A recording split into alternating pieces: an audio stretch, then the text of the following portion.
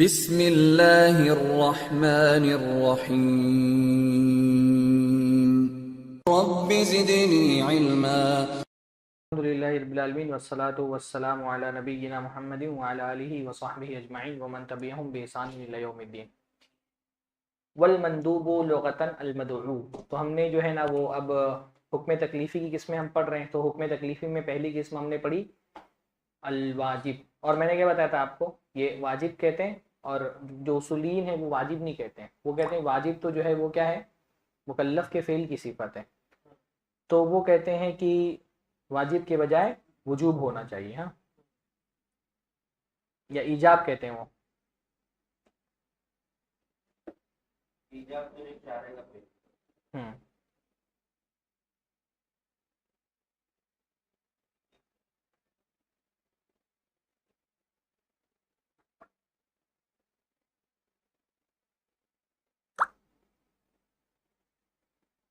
پڑھ رہے ہیں اب ہم اس کو مجھے یعنی فقہا کی اصطلاح کی وجہ سے نا، یہ کہ فقہا کے طریقے پہ تعریف کر رہے ہیں، تو یہ اس کو مندوب کہہ رہے ہیں۔ عام طور پہ فقہا جب یہاں پہ ندب کا لفظ استعمال کریں گے،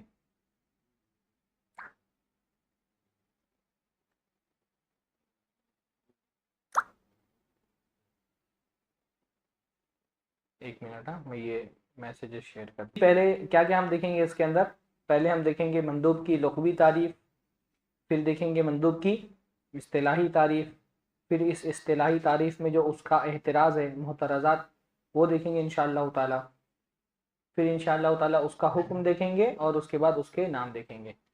مندوب، اس کا روٹ ورڈ کیا ہے، نون دال بے، ندبا، ندبا کا مطلب ہوتا ہے بلانا، ندبا کہتے ہیں بلانے کو، دعا۔ آپ دیکھیں کانفرنسوں میں جو بیچ ملتی ہے نا، اس میں مندوب لکھا ہوا ہوتا ہے، کانفرنس میں جن کو بلایا گیا ہے، یعنی مہمان جو ہوتے ہیں نا ان کو بھی مندوب کہا جاتا ہے، مندوبین مہمان کے معنی میں بھی استعمال ہوتا ہے۔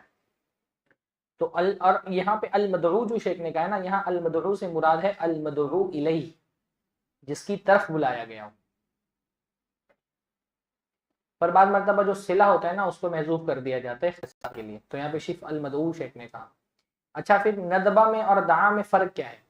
ندبہ کہتے ہیں کسی چیز کی طرف بلانا مع الحث علیہ، اور اس پر ابھارنا بھی، یعنی بلایا اور اس کے ساتھ اس پر ابھارا کہ وہ کام کرو۔ اس کو ہم لوگ جو ایک لغت کا ایک پورا فن ہے نا، فروق لغویہ، لغوی فروق، یعنی دو لفظ ایک جیسے ایک معنی میں استعمال ہوتے ہیں پر ان میں کوئی باریک فرق ہوتا ہے، اس میں ہم پڑھتے ہیں کہ ندبہ میں دعا سے الگ ایک معنی پایا جاتا ہے، اور یہ کیا کسی چیز کی طرف بلایا اور اس کے کرنے پر ابھارا بھی، جیسے ندبہم الی نصرۃ اخوانہم، ان لوگوں کو بلایا اپنے بھائیوں کی مدد کرنے کے لیے، یعنی صرف اس کام کے لیے بلایا نہیں بلکہ اس کو کرنے پر ابھارا بھی۔ وَإِصْطِلَاحًا مَا أَمَرَ بِهِ الشَّارِعُ لَا عَلَى وَجْهِ الْإِلْزَامِ، اب مندوب کی تعریف کیا ہے؟ شارع نے جس کا حکم دیا ہو لیکن لازمی طور پہ حکم نہ دیا، لا علی وجہ الالزام، یا اس کو بعض جگہوں پر شیخ نے کہا ہے علی سبیل الافضلیہ، افضلیت کی بنیاد پر حکم دیا۔ تو یہاں مندوب میں بھی کیا ہوا، دو چیزیں پائی گئیں، پہلا کیا پایا گیا، امر پایا گیا، اور دوسرا کیا پایا گیا، افضلیت، غیر الزام یا افضلیہ، جس کو شریعت نے حکم دیا ہے، تو امر کا مطلب کیا ہوتا ہے، اس کے کرنے کو طلب کیا ہے پر اس کو لازم نہیں کیا۔ اب اس میں احتراز کیا ہو گیا، جب امر بول دیا تو وہی ہوا نا، حرام خارج ہو گیا، کیوں خارج ہوا، کیونکہ اس میں امر نہیں ہوتا، نہیں ہوتا، مکروہ بھی خارج ہو گیا کیونکہ اس میں بھی نہیں ہوتی ہے، مباح بھی خارج ہو گیا کیونکہ اس میں بھی امر نہیں ہوتا ہے، مباح کا حکم نہیں دیا جاتا ہے، اس میں نہ امر ہوتا ہے نہ نہیں ہوتا ہے، تو یہ تینوں تو خارج ہو گئے، مباح، مکروہ اور حرام۔ امر بولی ما امر بھی شارع، جیسے ہی کہا ویسے ہی کیا ہو گیا، بھئی کمرے میں پانچوں موجود تھے، اب کہا گیا کہ جن کے اندر امر ہے وہی رکے، تو حرام کو جانا پڑا کیونکہ حرام میں تو نہیں ہوتی ہے، مکروہ کو جانا پڑا اس میں بھی نہیں ہوتی ہے، اسی طرح سے کس کو جانا پڑا، مباح کو جانا پڑا، اس میں بھی کیا ہوتی ہے، نہیں ہوتی ہے، پر مستحب کے ساتھ ایک چیز اور بچی ہے کمرے میں ابھی، اس کا دعویٰ بھی باقی ہے، وہ کیا ہے، واجب۔ کیونکہ واجب میں بھی امر ہوتا ہے. اب ایسی کوئی شرط لگا دینی ہے کہ واجب بھی باہر ہو جائے. تو کیا شرط لگا دی؟ لا علی وجہ الالزام، اس میں الزام نہیں ہو. اب اس میں کیا ہو گیا؟ واجب بھی نکل گیا، کیونکہ واجب میں کیا ہوتا ہے؟ الزام ہوتا ہے. واجب بھی کیا ہوتا ہے؟ کمپلسری ہوتا ہے. تو شیخ فرما رہے ہیں ما امر بھی شارع، شارع نے جس کا حکم دیا ہو لا علی وجہ الالزام، اور اس کو لازم نہ کیا ہو. جیسے کر رواتبی، جیسے نفل نمازیں. رواتب کا مطلب کیا ہوتا ہے؟ نفل نمازیں. ہاں،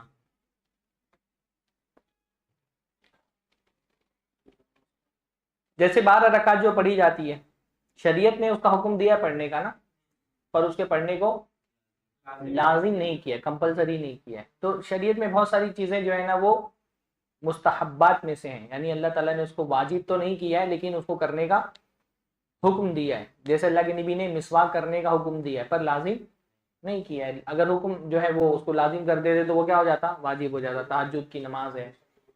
ایسا ہی جو ہے وہ ایک عمرے کے بعد مزید عمرے کرنا ہے، ایک حج کے بعد مزید حج کرنا ہے، فرض زکوٰۃ نکال جانے کے بعد نفلی صدقات و خیرات کرنا ہے، عاشورہ کا روزہ رکھنا ہے، عرفہ کا روزہ رکھنا ہے نا. تو یہ ساری چیزیں کیا ہیں؟ رواتب، یہ مطلب مندوب میں سے ہیں. یعنی ان کے کرنے کا حکم تو دیا گیا ہے، شریعت نے طلب تو کیا ہے کہ یہ کام کرو، پر اس طلب کے ساتھ کمپلسری نہیں کیا شریعت نے کہ لازم ہے کہ وہ کام کیا جائے، بلکہ شریعت نے اس کے اندر آپشنل رکھا ہے. چاہو تو نہیں بھی کر سکتے ہو لیکن بہتر ہے کہ کرو. تو اس میں آپشن تو ہے، یعنی تخیر تو ہے یہ، لیکن تخیر الگ تسویہ نہیں ہے. مباح میں کیا ہوتا ہے؟ تخیر الگ تسویہ ہوتی ہے، یعنی دونوں برابری میں ہوتے ہیں دونوں آپشن. مستحب میں جو طلب والا فعل والا جو وہ پہلو ہے وہ غالب ہوتا ہے کہ بہتر ہے کہ کر لو. فخرج بقولنا ما امر بالشارع المحرم والمکروہ والمباح. تو جب ہم نے کہا امر بالشارع تو اس سے حرام نکل گیا، مکروہ نکل گیا اور مباح نکل گیا. وخرج بقولنا لا علی وجہ الالزام الواجب، اور جب ہم نے کہا لا علی وجہ الالزام تو اس سے واجب نکل گیا. واضح ہے نا؟ دیکھ لیا ہم نے. اب پھر اس کے بعد پھر فرما رہی ہیں صاب فاعلہ امتثالا ولا يعاقب تارکہ. ہاں، ولا يعاقب تارکہ، یصاب ثواب دیا جاتا ہے، فاعلہ اس کے کرنے والے کو. یصاب فعل ہے، مجہول ہے، مضارع ہے، اور جو فاعلہ ہے اس کا نائب فاعل ہے. تو یصاب فاعلہ ثواب دیا جاتا ہے اس کے کرنے والے کو، امتثالا اگر اس نے وہ کام امتثالا اطاعت کے ساتھ کیا ہے، اطاعت کی نیت سے کیا ہے، تعبد کی نیت سے کیا ہے. ولا يعاقب تارکہ، اور اس کا جو چھوڑنے والا ہوتا ہے اس کو سزا نہیں دی جاتی. اب یہاں پہ بھی یہ بھی ایک طرح کی جو ہے تعریفی ہے، ہم اس کو یعنی کسی چیز کے حکم کے ذریعے سے اس کی تعریف کرنا. تو یہاں پر بھی ہم جو اس کو دیکھتے ہیں مستحب یا مندوب کو، اس کو دو حیثیت سے دیکھتے ہیں. پہلی حیثیت ہوتی ہے فاعلہ، اس کا کرنے والے کا کیا ہوگا، اور دوسری حیثیت ہوتی ہے تارک، جو اس نے چھوڑ دیا اس کا کیا ہوگا. فاعلہ کے بارے میں شیخ نے کیا فرمایا؟ یثاب، اس کو ثواب دیا جاتا ہے. پر ثواب کے بارے میں شرط کیا لگا دی؟ امتثالا. ثواب کب دیا جائے گا؟ جب اس نے اطاعت اور اطاعت کی نیت سے کیا. اور امتثال میں کیا چیزیں رہ جائیں گی؟ تین وہی چیزیں، قصد، دوسرا اخلاص، اور تیسرا اتباع. اور ولا يعاقب تارکہ، اور اس کے چھوڑنے والے کو سزا نہیں دی جاتی ہے نا. اب یہاں سزا کے معاملے میں بھی وہی ہے کہ سزا نہیں دی جائے گی، مطلب جو یہ کہا لا يعاقب یعنی اخروی سزا نہیں دی جائے گی، ہے نا. جو نفل چھوڑ دے گا اس کو آخرت میں سزا نہیں ملے گی، اور دنیا میں تو اس کا نقصان ہوگا کہ نہیں ہوگا؟ سب سے پہلا نقصان تو وہی ہوگا، ایمان کی کمی. جو ظاہر سی بات ہے نا، نیکی سے ایمان بڑھتا ہے، تو نیکی چاہے واجب ہو چاہے مستحب ہو، ایمان اس سے بڑھے گا. تو اگر اس نے جو ایک آدمی مستقل کوئی نفل کام کر ہی نہیں رہا ہے، اس کو کیا ہوگا؟ پہلا تو اس کی ایمان میں کمی رہے گی. جیسے نفل کام کرنے سے بھی تو ایمان بڑھتا ہے نا. جیسے فرض نماز پڑھنے کے بعد آپ نے نفل نماز پڑھی تو ایمان بڑھے گا. تو ایک تو ایمان کی کمی، اس کو محرومی ہوگی، دوسرا ثواب سے محرومی. ہر نفل کام کے الگ الگ ثواب آتے ہیں نا. جیسے 12 رکعت نماز پڑھنے کا ثواب ہے، اس کی فضیلت ہے، ہاں. تو اس سے وہ محروم رہے گا، جنت میں گھر بنے گا۔ تیسرا جو اس کے فضائل ہیں وہ اس کو نہیں ملیں گے، جو اس کے فائدے ہیں فضائل ہیں، جیسے اللہ کے نبی صلی اللہ علیہ وسلم نے فرمایا نا اس حدیث کے اندر کہ سب سے بہترین چیز جس سے بندہ میرے قریب ہوتا ہے وہ کیا ہے؟ نوافل، فرائض ہے۔ اور بندہ جب نوافل کے ذریعے سے میرے قریب ہوتا ہے، وہ نوافل ہے اس کے بعد، پہلے کی سب سے بہترین چیز جس سے بندہ میرے قریب ہوتا ہے وہ کیا ہے؟ فرائض ہے۔ اور جب بندہ نوافل سے قریب ہوتا ہے تو میں اس سے محبت کرنے لگتا ہوں، تو جب میں اس سے محبت کرتا ہوں تو اس کی آنکھیں بن جاتا ہوں جس سے وہ دیکھتا ہے، اس کے کان بن جاتا ہوں جس سے وہ سنتا ہے، اس کا ہاتھ بن جاتا ہوں جس سے وہ پکڑتا ہے، اس کا پیر بن جاتا ہوں جس سے وہ چلتا ہے، یعنی اللہ تعالیٰ اس میں رہنمائی کرنے لگتا ہے۔ اور جب مجھ سے کچھ مانگتا ہے تو میں اس کو دیتا ہوں، اور جب مجھ سے جو ہے وہ پناہ طلب کرتا ہے میری تو میں اس کو پناہ میں لیتا ہوں۔ تو یہ ساری فضیلتیں ہیں نا، تو ان سے تو وہ محروم رہ جاتا ہے۔ تو ایسا نہیں کہ مستحب چھوڑ دو کبھی بھی، ایک بات ہے۔ دوسری بات جو ہے نا وہ امام شاطبی نے لکھی ہے الموافقات میں، انہوں نے کہا ہے کہ یہ جو کہا جاتا ہے نا لا یعاقب تارکہ، ہاں کہ لا یعاقب یعنی اس کو سزا نہیں دی جائے گی اس کے چھوڑنے والے کو، تو سزا نہیں دی جائے گی کا مطلب یہ ہوتا ہے کہ انڈیویجولی اگر کوئی ایک مستحب کام چھوڑ رہا ہے تو اس کو سزا نہیں دی جائے گی۔ پر امام شاطبی نے یہ بات کہی ہے، انہوں کے اپنے دلائل ہیں، میں ایک دم اس کو اطمینان سے نہیں بولا ہوں، لیکن کیونکہ انہوں نے بتایا ہے تو میں بتا رہا ہوں آپ کو۔ وہ کہہ رہے ہیں لیکن کسی آدمی نے اگر مکمل نفل چھوڑ دیے، کوئی نفلی کام نہیں کرتا ہے، تب وہ گنہگار ہو جائے گا۔ ایک مرتبہ نفل چھوڑنا اس سے سزا نہیں ملے گی، لیکن نفل چھوڑنے کی عادت اگر بنا لی، کرتا ہی نہیں نفل کام، تو وہ گنہگار ہو جائے گا۔ اچھا، نفل کام کرنے کی بنیادی وجہ کیا ہوتی ہے کہ ہم نفل کام اس لیے کرتے ہیں کہ فرض میں اگر کہیں کوئی کوتاہی رہی ہے تو نفل سے اس کو بھرپائی ہو جائے۔ حدیث میں آتا ہے کہ پہلے آدمی کے واجب کو تولا جائے گا، دیکھا جائے گا، اس میں کچھ کمی رہے گی تو نفل سے پوری کی جائے گی، تو وہ بھی ایک فضیلت ہے نا جس سے وہ محروم ہو جاتا ہے۔ تو لا یعاقب کا مطلب پہلی بات تو اخروی سزا نہیں ملے گی، ہے نا، دنیاوی سزائیں تو بہرحال اس کو ملیں گی، یعنی دنیا میں جو اس کا نقصانات ہے وہ تو اپنی جگہ پر ہے ہی ہے۔ اور دوسری بات یہ ہے کہ بعض علماء نے بھی کہا ہے کہ اگر مطلق کوئی نفل چھوڑ دے تو وہ گنہگار بھی ہو جائے گا، اس کو اخروی سزا بھی ملے گی۔ اگر مطلقاً کوئی نفل کر ہی نہیں رہا، بالکل چھوڑا ہوا ہے، ایک کوئی نفل نہیں کر رہا ہے الگ بات ہے، لیکن نفلی کام کرتا ہی نہیں، تب وہ سزا کا بھی مستحق ہو جائے گا، ایسا بھی بعض علماء نے کہا ہے۔ نفل نماز، نفل روزہ، نفل صدقہ، ہر نفلی عبادت۔ اچھا، استحباب بھی جو ہے نا وہ ایک شرعی حکم ہے، یہ سمجھنا ضروری ہے۔ بہت سارے لوگ جو ہے نا، جیسے ابھی عید میلاد نبی میں بہت سارے لوگوں سے بات ہوئی جو عید میلاد مناتے ہیں، وہ کہتے ہیں ہم اس کو لازم تھوڑی بول رہے ہیں کہ آپ دلیل مانگ رہے ہو، ہم تو اس کو مستحب بول رہے ہیں۔ تو بھائی کسی چیز کے واجب ہونے کی بھی دلیل ہونی چاہیے، تو کسی چیز کے مندوب ہونے کی بھی دلیل چاہیے۔ مستحب بھی آپ اپنی طرف سے نہیں کر سکتے شریعت پہ کوئی حکم، مطلب مجھے سمجھ میں نہیں آیا کہ یہ بات کیونکہ حنفی اصول میں بھی نہیں ہے یہ کہ مستحب آپ اپنی طرف سے کر سکتے ہیں، کیونکہ بھائی مستحب کی تعریف ہم نے کیا دیکھی، یثاب فاعلہ، اس کا کرنے والے کو ثواب ملتا ہے۔ تو جب آپ کسی عمل کے بارے میں ثواب ملتا ہے یہ حکم لگا رہے ہیں، تو ثواب تو اللہ دیتا ہے نا، تو اس کا مطلب آپ کو اللہ تعالیٰ سے یا رسول اللہ سے دلیل دینی پڑے گی کہ اس عمل پہ ثواب ملتا ہے، آپ اپنی طرف سے تھوڑی طے کر دیں گے فلاں عمل کو اس پہ ثواب ملے گا۔ تو استحباب اور ندب بھی کیا ہے، ایک شرعی حکم ہے، جیسے وجوب ایک شرعی حکم ہے۔ تو جیسے کسی چیز کے واجب ہونے کی دلیل دینا ضروری ہے، ویسے ہی کسی چیز کے مستحب ہونے کی بھی دلیل دینا ضروری ہے۔ جواب دیں گے ہاں کہ مستحب کی بھی دلیل چاہیے، ہاں، تو آپ اس کو ایسا سمجھائیں گے؟ ظاہر سی بات ہے نا، اس کو بتانا پڑے گا نا کہ مستحب اور واجب میں کیا فرق ہوتا ہے۔ اس لیے تو بول رہا ہوں کہ حکم والی جو بحث ہے وہ تو عوام کو بھی اتنی بیسک معلومات ہونی چاہیے اس کی۔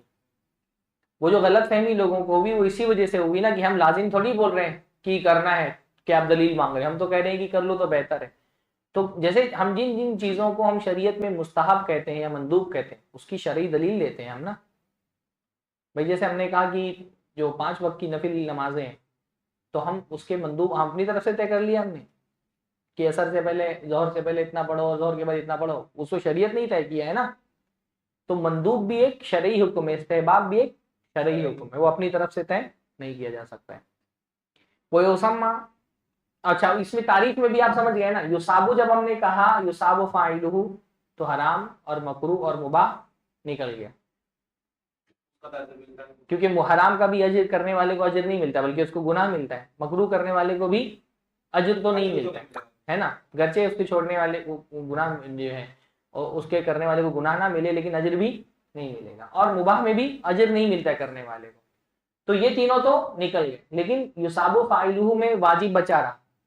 تو جب ہم نے کہا لا یعاقب تارکہ تو اس سے واجب نکل گیا، کیونکہ واجب کا چھوڑنے والا گنہگار ہوتا ہے. تو مستحب میں اور واجب میں کیا فرق ہے؟ اس کو چھوڑنے والے کو گناہ ملے گا، اس کو چھوڑنے والے کو کہ واجب چھوڑنے والے گناہ ملتا ہے، مستحب چھوڑنے والے کو گناہ نہیں ملتا ہے. صرف یصاب و فاعلہ کہیں گے تو یصاب و فاعلہ میں واجب اور مستحب مشترک ہیں. کرنے والے کو ثواب ملتا ہے تو یہ واجب والے کو ملتا ہے اور یہ مستحب والے کو ملتا ہے. اس میں دونوں مشترک ہیں، دونوں اس میں سیم ہیں. فرق کہاں پہ آ کر کے ہوتا ہے؟ چھوڑنے والے پہ آ کے فرق ہوتا ہے کہ واجب کے چھوڑنے والے کو گناہ مل جاتا ہے. آپ نے فرض نماز چھوڑ دی تو آپ گنہگار ہو جائیں گے، نفل نماز چھوڑی تو آپ گنہگار نہیں ہوں گے. والمندوب ویسمى سنتا ومسنونا ومستحبا ونفیلا، اور اس کو سنت بھی کہا جاتا ہے. سنت جو ہے وہ فقہا کی اصطلاح میں سنت کبھی فرض کے مقابلے میں کہا جاتا ہے نا، اور سنت کبھی قرآن کے مقابلے میں کہا جاتا ہے. قرآن اور سنت ہے نا، قرآن اور ایک فرض اور سنت. جب قرآن کے مقابلے میں سنت کہا جائے تو اس سے مراد کیا ہوتا ہے؟ حدیث ہے نا. تو سنت کی بھی وہی تعریف آپ کو ملے گی جو حدیث کی ملے گی. ما نسب الی النبی صلی اللہ علیہ وسلم من قول او فعل او تقریر او صفت خلقی او خلقی، اللہ کے نبی کی طرف جس قول، فعل یا تقریر یا صفت کی نسبت کی گئی ہو.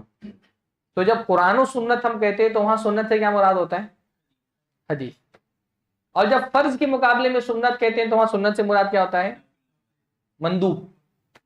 جیسے ہم کہتے ہیں یہ سنت نماز ہے، فرض کے مقابلے میں کہتے ہیں نا فرض پڑھ لیا سنت باقی ہے، تو وہاں سنت سے کیا مراد ہے؟ مندوب.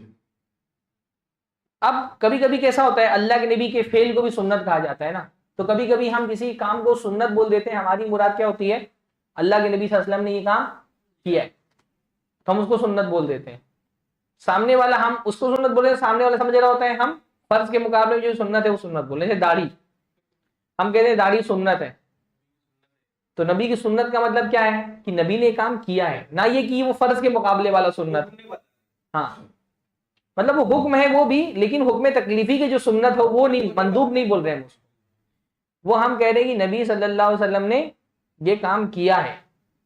تو اس معنی میں جب ہم سنت بول رہے ہوتے ہیں نا کہ نبی نے کام کیا ہے، تو بھائی وہ اس معنی میں سنت کبھی واجب بھی ہو سکتی ہے، کبھی مستحب بھی ہو سکتی ہے نا، کبھی مباح بھی ہو سکتی ہے کہ نبی نے کام کیا ہے لیکن وہ کام واجب ہے. جیسے اللہ کے نبی صلی اللہ علیہ وسلم نے فرض نماز پڑھی ہے تو وہ نبی نماز پڑھنا نبی کا طریقہ ہے. سنت کا مطلب ہوتا ہے لنگوسٹکلی سنت کا مطلب ہوتا ہے طریقہ. ہاں تو سنت یعنی حدیث ہے وہاں پر مراد. جیسے ہم کہتے ہیں داڑھی سنت ہے تو اس کا مطلب نبی نے رکھا ہے، اس کا وہ یہ والی سنت مراد نہیں ہوتی ہے، بلکہ سنت کا ایک اور استعمال ہے علماء کے ہاں، وہ ہے سنت عقیدے کے معنی میں. جیسے پرانے علماء میں آپ کو السنہ کے نام سے کتابیں ملیں گی، تو وہاں السنہ سے مراد کیا ہوتی ہے؟ صحیح عقیدہ ہے نا. جیسے امام ابوبکر کی السنہ ہے، اور بھی بہت سارے علماء نے السنہ کے نام سے کتابیں لکھی ہیں، اور اس سنہ پہ وہاں پہ کیا مراد ہے؟ عقیدہ مراد. جیسے ہم اپنے آپ کو اہل سنت کہتے ہیں تو اہل سنت مطلب جو نفل کام زیادہ کرتے ہیں وہ نہیں نا، وہاں اہل سنت سے مراد نفلی کام سنت پڑھنے والے نہیں، وہاں سنت سے مراد کیا ہے؟ جن کا عقیدہ نبی کی سنت کے موافق ہے، جو حدیث کو جو ہے وہ ایک شریعت کی دلیل کے طور پہ لیتے ہیں اور عقیدہ جو ہے اللہ کے نبی کی حدیثوں سے لیتے ہیں. تو سنت کے یہ الگ الگ اصطلاحات ہیں، وہ الگ اسی لیے تو اصطلاحی تعریف کی جاتی ہے نا، تاکہ ایک فن میں جو اس کا معنی ہے دوسرے فن کے معنی سے الگ ہے. ہاں اصول حدیث میں فقہا جب سنت کہتے ہیں فرض کے مقابلے میں تو یہاں وہ مراد ہوتی ہے فقہا میں. بلکہ اصول فقہ میں بھی جب دلائل والے باب میں سنت بولیں گے تو وہاں حدیث میں، یہاں حکم کا مقدمہ چل رہا ہے نا، حکم میں جب سنت بولیں گے تو یہاں یہ مراد ہے، وہاں جب دلائل والے میں بولیں گے تو سنت سے مراد حدیث ہوگی. اور محدثین کے یہاں تو سنت جب کہا جاتا ہے تو اس سے مراد حدیث ہوتی ہے. اس لیے حدیث کی کتابوں کو سنن کہا جاتا ہے نا، سنن ترمذی، سنن ابن ماجہ، سنن نسائی. سنن کیا ہے؟ سنت کی جمع ہے، پلورل ہے. تو وہاں سنت سے مراد نفل نہیں ہے، بلکہ وہاں سنت سے مراد کیا ہے؟ اللہ کے نبی کی حدیث. تو یسمى سنتن و مسنونا، مسنون بھی وہی ہے. مستحبن استحباب، یہ حب سے بنا ہے، حب کا مطلب ہوتا ہے پسند کرنا، استحباب یعنی جس کو اللہ تعالیٰ نے پسند کیا، کیونکہ وہی ظاہر سی بات ہے. اچھا دیکھو ہم نے کہا نا امر بھی شارع نے اس کا حکم دیا، یعنی مستحب بھی کب طے ہوگا؟ شریعت سے ہی طے ہوگا. مجھے اچھا لگ رہا ہے اس لیے کوئی مستحب نہیں ہو سکتا کچھ. ہاں یہ کسی کو اچھا لگ گیا تاریخ میں اس لیے وہ مستحب نہیں ہو سکتا ہے. مستحب بھی وہی ہوگا جس کو شریعت نے اللہ نے پسند کیا. وہ نفیلن، اور اس کو نفل بھی کہا جاتا ہے. نفل کا لغت میں معنی ہوتا ہے ایکسٹرا. مستحب یہ حب سے بنا ہے یعنی پسندیدہ، وہی نفل کے معنی میں استعمال. مندوب کو مستحب بھی کہا جاتا ہے یعنی اللہ تعالیٰ کو پسند ہے وہ کام.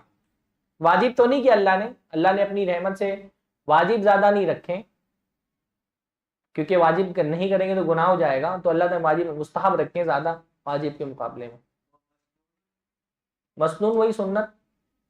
ہاں سنہ کا مطلب ہوتا ہے طریقہ، کسی راستے پر چلنا. مسنون جس کو اللہ کے نبی نے کیا ہے.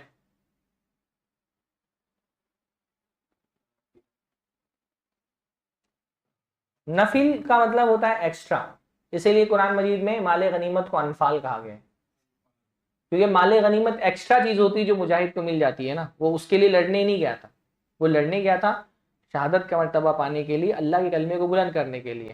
پر ایک اضافی چیز اس کو مال بھی مل گیا، تو مال ایک ایکسٹرا چیز ہے جو اس کو مل گئی، تو اس لیے اس کو یسألونک عن الانفال، سورہ انفال میں انفال کا مطلب کیا ہوتا ہے؟ مال غنیمت، جو بوٹی ہوتی ہے. ہاں مطلب اس کا لغوی معنی یہ ہوتا ہے. تو اس کو جو مستحب چیزیں ہوتی ہیں ان کو بھی نفل کیوں کہا جاتا ہے؟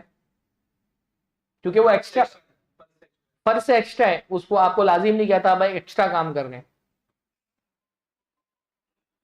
کیا بول رہے تھے آپ؟ کسی نبی کے بارے میں عیسیٰ علیہ السلام کے آتینا اسماعیل نافلہ اس طرح الفاظ ہے، یعنی مانگا تو ایک تھا اور ان کو بھی ایکسٹرا دیا، یعنی عیسیٰ یعقوب کے بعد یوسف کو اس طرح نافلہ اور انبیاء وغیرہ. ہاں وَوَهَبْنَا لَهُ إِسْحَاقَ وَيَعْقُوبَ نَافِلَةً وَكُلًّا جَعَلْنَا صَالِحِينَ وَمِنَ اللَّيْلِ فَتَهَجَّدْ بِهِ نَافِلَةً لَكَ. تہجد کی نماز کو نفل کا ہے. جزاکم اللہ خیر. نفل عبادت یا عمل جو بھی ہے جو اس طریقے سے کیا جائے، جیسے کہ صدقہ ہو گیا یا نفل نماز ہو گیا یا کسی کو مدد کرنا، یہ سب حکم کے حساب سے دے گا یا کسی جتنے طاقت ہے اس حساب سے ہو سکتا ہے؟ مطلب حکم کے حساب سے یعنی واجب سمجھ کر دے یا نفل سمجھ کر دے.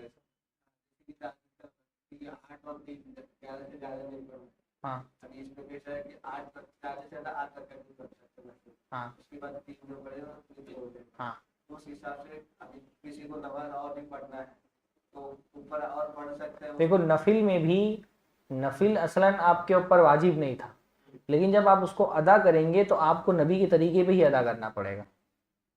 یعنی نفل کو نبی کے طریقے پہ ادا کرنا واجب ہے. نفل اصلاً کیا ہے؟ ہاں اس کی ادائیگی میں آپ کو اختیار ہے کہ آپ کریں یا نہ کریں، لیکن جب کریں گے تو اس کو نبی کے طریقے پہ ہی کرنا پڑے گا. جیسے کوئی بولے میں نفل نماز پڑھ رہا ہوں تو میری مرضی میں 4 سجدہ کر لوں 2 کی جگہ 1 رکعت میں، نہیں کر سکتا ہے نا. نفل کے ادا کرنے میں اسی لیے تو امتثالن والی بات آئی کہ ثواب کب ملے گا؟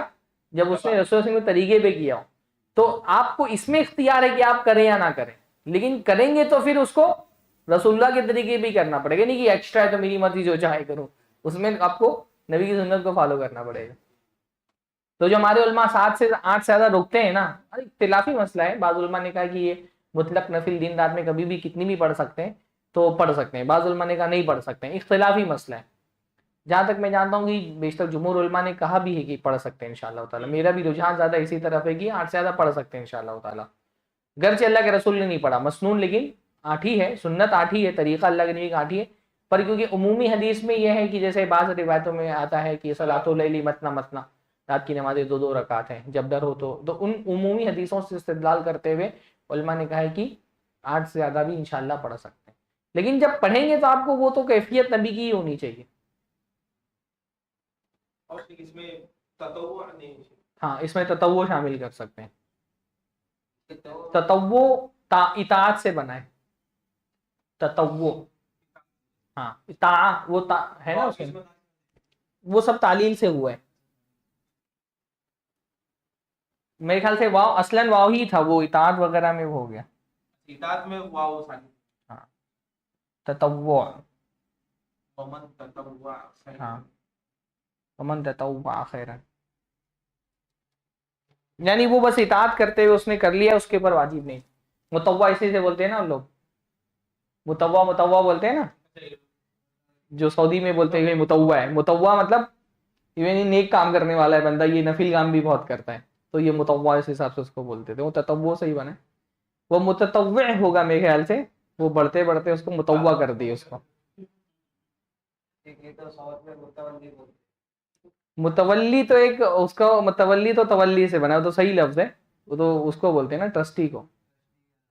हाँ, ये मुततव्वि था, यानी ततव्वु से फेले इसमें फाइल था वो मुततव्वे, तो मुततव्वे इतना मुश्किल होगा तो उसको घूमते घूमते उसको मुतव्वा मुतव्वा कर दिया उसको। तो ये हो गया मंदूब। अब उसके बाद क्या है, अल मुहर्रम। मुहर्रम तहरीम से बना है, इसमें मफूल है। मुहर्रम का मतलब क्या होता है, हराम। वल मुहर्रम लुगतन अल ममनू, मुहर्रम लुगत में कहते हैं अल ममनू, जिससे मना किया गया हो, प्रोहिबिटेड। हर्रमा का मतलब क्या होता है, मना करना। मन युशिरिक बिल्लाहि फक़द हर्रमल्लाहु अलैहिल जन्नह, अल्लाह ने जन्नत उस पर हराम कर दी है। प्रोहिबिटेड या रिस्ट्रिक्टेड दोनों। हाँ, रिस्ट्रिक्टेड, प्रोहिबिटेड, फॉरबिडन। क्या हाफिज जी, आपने बोला फॉरबिडन? अच्छा, मैं बोला यार हाफिज जी इंग्लिश बोलने लगे, माशाल्लाह। अल्हम्दुलिल्लाह काफी अच्छी। हाँ, आज इनको थोड़ा नींद आ रही है हाफिज जी को, लगता है। भाई मैं भी सिर्फ रात में 2 ही घंटे सोया हुआ हूँ। व इस्तिलाहन मा नहा अन्हु शारिउ अला वजहिल इल्जाम। अब 2 अम्र वाला हो गया ना, हमने देखा था ना, तलब में क्या होगा, या तो अम्र होगा या तो नहीं होगी, या तो ना अम्र होगा ना नहीं होगी, 3 ही सूरतें हो सकती है ना। तो अच्छा, हुक्म तकलीफी की 5 ही किस्में क्यों है, 6 क्यों नहीं है? बाकी सब इसमें कवर होगा तो जबरदस्ती गुंजाइश ही नहीं बचती है ना भाई, या तो अम्र होगा या नहीं होगा, इख्तियार होगा, या अम्र और नहीं कुछ भी नहीं होगा, या ये भी तो हो सकता है कि अम्र भी हो और नहीं भी हो। ऐसा नहीं हो सकता है ऐसा नहीं हो सकता है, ऐसा तो नहीं हो सकता ना कि अम्र भी है नहीं भी है, करो भी कहा अल्लाह ताला ने और नहीं करो ये भी कहा, ऐसा नहीं होगा ना। तो या तो कहा होगा करो, या तो कहा होगा मत करो, या तो कुछ नहीं कहा होगा, छोड़ दिया होगा असल पर कि चाहो तो करो चाहो तो मत करो। अब करो कहा होगा तो या तो कहा होगा कि कंपलसरी है करना, या तो कहा होगा कि रिकमेंडेड है, तो ये अम्र में 2 हो गया। अब नहीं में भी 2 आएगा, या तो कंपलसरी कहा होगा कि नहीं करना है, या तो रिकमेंडेड होगा कि नहीं करना है, यानी तो फोर्सफुल मैनर में अल्लाह ताला ने कहा होगा कि नहीं करना है, या तो रिकमेंडेड मैनर में कहा होगा कि नहीं करना है। तो अब नहीं, मुहर्रम में क्या होता है, मा नहा अन्हु शारिउ, जिससे शारे ने रोका हो, अला वजह इल्जाम, और लाजिम किया हो उससे बचना, लाजमी तौर पे रोका हो।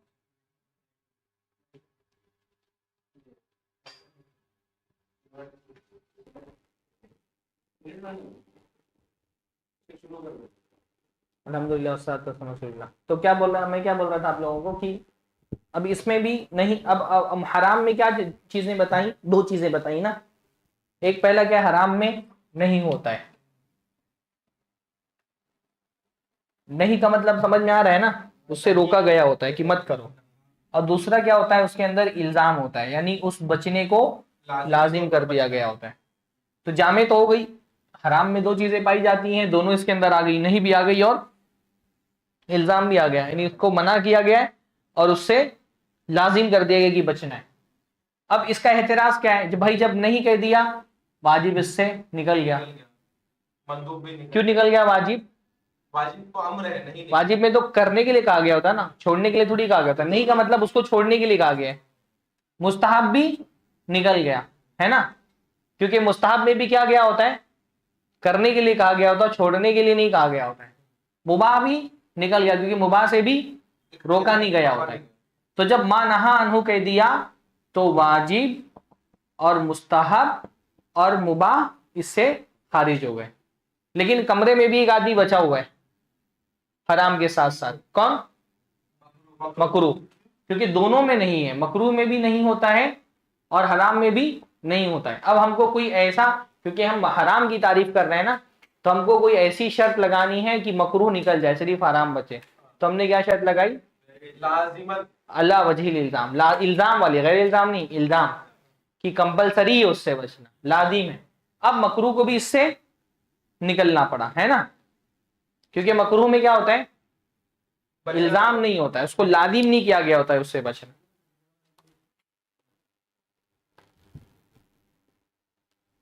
واضح ہے؟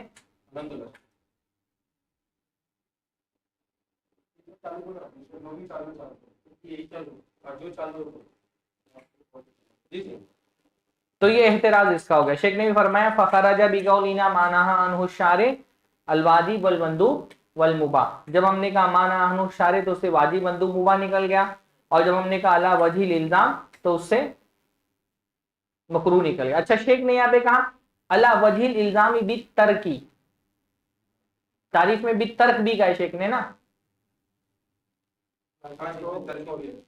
تو بالترک بولنے کی ضرورت نہیں تھی, علی وجہ الالزام پہ ہی تعریف کافی تھی, کیونکہ نہا میں تو ترک کے معنی پہلے سے آ گئے نا.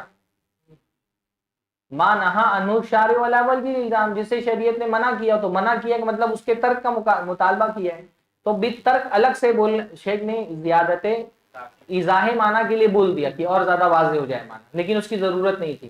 اور تعریف میں ایجاز بہتر ہوتا ہے, یعنی تعریف جتنی مختصر ہو اتنا اچھا ہے. ورنہ تو پہلے بھی بولنا چاہتا نا ما امر بالشارع بالفعل, پر آگے بالفعل بھی تو نہیں کہا ہے نا ہم واجب کی تعریف میں, تو بھی ترک بولنے کی ضرورت نہیں تھی. وہ اضافی چیزیں جو شیخ نے بول دی, اس کے بغیر بھی تعریف مکمل ہو جاتی ہے, اور بہتر ہے کہ وہ نہ بولا جائے. حقوق الوالدین, جیسے والدین کی نافرمانی کرنا حرام ہے. اور کون سی چیزیں حرام ہیں لوگ بتائیں؟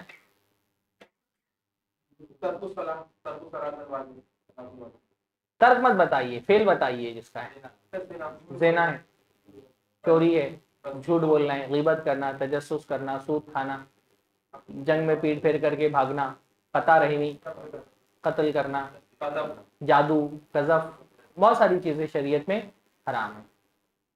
ان ساری چیزوں میں کیا ہے؟ وہی دو چیزیں پائی جاتی ہیں, ان سے منع کیا گیا ہے اور بچنے کو لازم کر دیا گیا ہے, دونوں چیزیں پائی جاتی ہیں.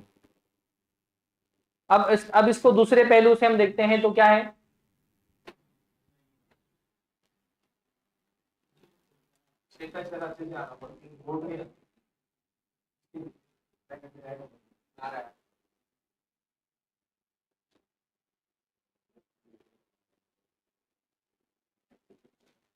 اب اس کو ہم دو طرح سے دیکھتے ہیں نا, ایک ہوتا ہے اس کا کرنے والا فاعلہ, اور ایک ہے اس کا تارکہ, اس کا چھوڑنے والا. کرنے والے پر کیا حکم ہے؟ فاعلہ کیا فرمایا شیخ نے؟ والمحرم یصاب, بلکہ شیخ نے تارکہ پہلے لکھا ہے نا, تو ہم تارک پہلے دیکھتے ہیں. ایک ہے اس کا تارکہ چھوڑنے والا, دوسرا کیا ہے؟ فاعلہ اس کا کرنے والا. چھوڑنے والے کے بارے میں شیخ نے کیا فرمایا؟ تارکہ یصاب, اس کے چھوڑنے والے کو کیا ملتا ہے؟ ثواب ملتا ہے. کب ثواب ملتا ہے؟ امتثالاً, جب اس نے وہ کام اللہ تعالی کی اطاعت میں کیا ہو, یعنی پہلی بات قصدن کیا ہو, قصدن چھوڑا ہو, دوسرا قصدن چھوڑا ہو, اور دوسرا اخلاصاً چھوڑا ہو. اس میں چھوڑنے میں اتباع کا مسئلہ ویسا نہیں ہے نا, چھوڑ دیا فعل میں اتباع ہوتی ہے نا, تو قصدن چھوڑا اور اخلاصاً چھوڑا ہو. اچھا, یعنی ہم کسی, یعنی ہر حرام چھوڑنے والے کو ضروری نہیں کہ اجر ملے, ہے نا. تو کسی بھی حرام کام کے چھوڑنے کی مختلف صورتیں ہو سکتی ہیں. اس کو اس طرح سے ہم سمجھتے ہیں امتثالاً سمجھنے کے بجائے. پہلا, اگر کسی کا نے کوئی حرام کام چھوڑا ہے عجز کی وجہ سے, عجز کا مطلب ہوتا ہے مطلب استطاعت نہیں تھی اس کو کرنے کی, کوشش کر رہا ہے لیکن نہیں کر پا رہا ہے نا. تو جو عجز کی وجہ سے کوئی کام چھوڑ دے, حالانکہ اس نے کوشش کیا لیکن نہیں کر پایا, عجز کا مطلب نہیں کر پایا, کوشش کیا لیکن نہیں کر پایا, تو اس کو ثواب ملے گا؟ گناہ ملے گا؟ گناہ ملے گا اس کو. کوئی ایک حرام، جیسے ایک آدمی جو ہے نا وہ فلم دیکھنے کے لیے گھر سے تیار ہو کر کے نکلا، قدم بڑھایا، گیا تھیٹر میں، ہاؤس فل تھا، ٹکٹ نہیں ملی، تو گناہ ملے گا کہ نہیں ملے گا؟ اس نے تو اپنی پوری کوشش کر لی تھی، وہ حرام نہیں کر پایا کیونکہ اس کو کر نہیں پایا، ورنہ تو وہ کر لیتا. جیسے اللہ نے فرمایا اذا التقى المسلمان بسيفهما فالقاتل والمقتول كلاهما في النار. جب دو مسلمان تلوار لے کے ایک دوسرے سے لڑتے ہیں تو قاتل اور مقتول دونوں جہنم میں جائیں گے. قاتل کا تو سمجھ میں آتا ہے، مقتول نے تو حرام کام ترک کر دیا نا، پھر بھی کیوں جائے گا وہ؟ کیونکہ اس نے کوشش پوری کی تھی، عجزن نہیں کر پایا. تو کوئی اگر حرام کام کو عاجز ہو کر کے چھوڑ رہا ہے، یعنی وہ نہیں کر پایا اس وجہ سے چھوڑ رہا ہے، اس نے کوشش کی لیکن اس سے ہو نہیں پایا، تب تو وہ گنہگار ہو جائے گا.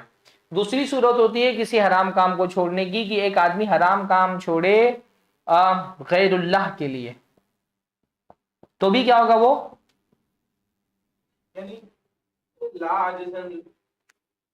ابھی میں بتاتا ہوں اس کو کیسے بول رہے ہیں. امتثالن میں آ جائے گا، وہ امتثالن میں آ گیا، اس کو الگ سے کچھ بولنے کی ضرورت نہیں ہے، پر امتثال میں کیا تھا وہ میں بتا رہا ہوں. ایک آدمی کوئی غیر اللہ کے لیے چھوڑ رہا ہے، جیسے ایک آدمی رمضان میں دن کے اندر کھانا پینا چھوڑ دیا، رمضان میں کھانا پینا حرام ہے نا، پر وہ اللہ کے لیے نہیں چھوڑ رہے ہیں، لوگوں کو دکھانے کے لیے چھوڑ رہے ہیں، تو کیا ہوگا؟ وہ گنہگار ہو جائے گا. اللہ نے فرمایا من صام یرائی فقط اشرک. یا کوئی آدمی رمضان میں جو ہے نا وہ روزہ رکھ رہا ہے، اللہ کے لیے بھی، خواجہ جی کو بھی خوش کرنا چاہتا ہے، تو کیا ہوگا؟ وہ گنہگار ہو جائے گا. تو جو آدمی غیر اللہ کے لیے چھوڑ دے وہ بھی کیا ہوگا؟ گنہگار ہوگا. تیسرا کوئی بندہ گناہ کا کام چھوڑ رہا ہے کیونکہ اس کو یعنی لم یخطر ببالہ، جس کو ہم کہتے ہیں، اس کام کا اس کو یعنی اس کو نہ موقع ملا نہ خیال آیا، مطلب کچھ ہوا ہی نہیں اس کے ساتھ میں. جیسے ایک عورت ہے بھائی، اب وہ عورت گھر میں ہی رہتی ہے، وہ تجارت نہیں کرتی ہے، کاروبار نہیں کرتی ہے، اس کی ضرورت اس کا شوہر پورا کر دے رہا ہے، سامنا ہی نہیں کرنا پڑا، تو اس کا کبھی اس کو موقع ہی نہیں ملا سود کھانے کا، تجارت ہی نہیں کر رہی ہے تو سود لین دین کا اس کے پاس موقع ہی نہیں آیا، تو اس عورت کو نہ ثواب ملے گا نہ گناہ ملے گا. سود نہیں کھانے کا ثواب اس کو نہیں ملے گا. ہاں، جیسے بھی حرام کی تو بہت بڑی لسٹ ہے نا. ایک ہوتا ہے کہ میں نے عمومی طور پہ یہ ارادہ کیا کہ میں کوئی بھی حرام کام انشاءاللہ نہیں کروں گا. اگر میں نے عمومی طور پہ یہ کیمرہ صحیح کر دیجئے، اگر میں نے عمومی طور پہ ایک مسلمان نے ارادہ کیا ہے نا کہ میں انشاءاللہ تعالیٰ کوئی بھی حرام کام نہیں کروں گا، تو اس کو عمومی طور پہ تو یہ ارادہ کرنے کا ثواب ملے گا. لیکن کچھ حرام کام انڈیویجولی ایسے ہیں جن کا نہ مجھے موقع ملا نہ اس کی ضرورت پیش آئی، میرے خیال میں بھی وہ چیز نہیں آئی، انفرادی طور پہ وہ کام چھوڑنے کا ثواب نہیں ملے گا، نہ ثواب ملے گا نہ گناہ ملے گا، ہے نا بھائی. جیسے ایک حرام کام ہمارے علاقے میں ہوتا نہیں، ہم کو اس کی چاہت نہیں کچھ بھی، مثلا کیڑا کھانا حرام ہے کہ نہیں ہے؟ پر بھائی ہم کو کیڑا کھانے مطلب کاکروچ کھانے کی کبھی چاہت ہی نہیں ہوئی، نہ کبھی ارادہ ہوا نہ کبھی خیال آیا، تو انفرادی طور پہ اس حرام کو چھوڑنے کا ثواب نہیں ملے گا، ورنہ ایسے تو پھر ثواب اپنا بہت ہو جائے گا کیونکہ حرام کام بہت سارے.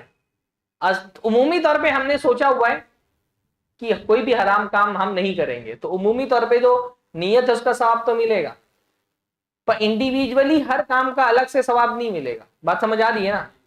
کیونکہ انفرادی طور پہ تو بہت سارے کام حرام ہیں، ایسے تو پھر ایسے تو بہت ثواب ہو جائے گا ماشاءاللہ. اللہ تعالیٰ کے لیے ثواب دینا مشکل نہیں ہے، لیکن میں بتا رہا ہوں مطلب اس کے خیال میں ہی نہیں آیا وہ کام، کبھی اس کو تمنا ہی نہیں ہوئی، کبھی موقع بھی نہیں ملا کبھی. لیکن جیسے عمومی عقیدہ تھا کہ میں انشاءاللہ تعالیٰ کوئی کام نہیں کروں گا، اور انڈیویجولی ایک گناہ کے کام کا موقع بھی ملا، تمنا بھی پیدا ہوئی، داعیہ بھی موجود تھا، داعیہ یعنی تقاضا موجود تھا اس کام کو کرنے کا، پھر بھی آدمی نے وہ کام نہیں کیا، تو انڈیویجولی اس کام کو چھوڑنے کا اس پر ثواب ملے گا. جو فرمایا نا یصاب تاریکہ، وہ کب ملے گا؟ وہ اس وقت ملے گا جب تمنا ہوئی، موقع ہوا اور بندے نے محض اللہ تعالیٰ کے لیے اس کو چھوڑ دی، ہے نا بھائی. جیسے ایک آدمی ہے، مطلب ایک آدمی کو کبھی کسی نے گھاس ہی نہیں ڈالی، مان لو اتنا خوبصورت ہے ہی نہیں کہ کسی نے اس کو گھاس ڈالی ہو، کبھی کوئی اس کو زنا کا موقع ہی نہیں ملا، عمومی طور پہ اس نے سوچا ہوا کہ میں زنا نہیں کروں گا تو اس کا ثواب ملے گا، لیکن انڈیویجولی کبھی اس کے ساتھ ایسا موقع پیش ہی نہیں آیا، تو اس کو انفرادی طور پہ ثواب نہیں ملے گا. لیکن ایک آدمی کو موقع ملا اور اس نے چھوڑ دیا تو ثواب ملے گا نا اس کو. حدیث میں آتے ہیں قیامت کے دن اللہ کے عرش کے سائے کے نیچے ایک بندہ کون ہوگا جس کو کسی حسین و جمیل عورت نے زنا کی دعوت دی ہو اور اس نے کہہ دیا ہو مجھے اللہ کا ڈر ہے, اس سے بچ گیا.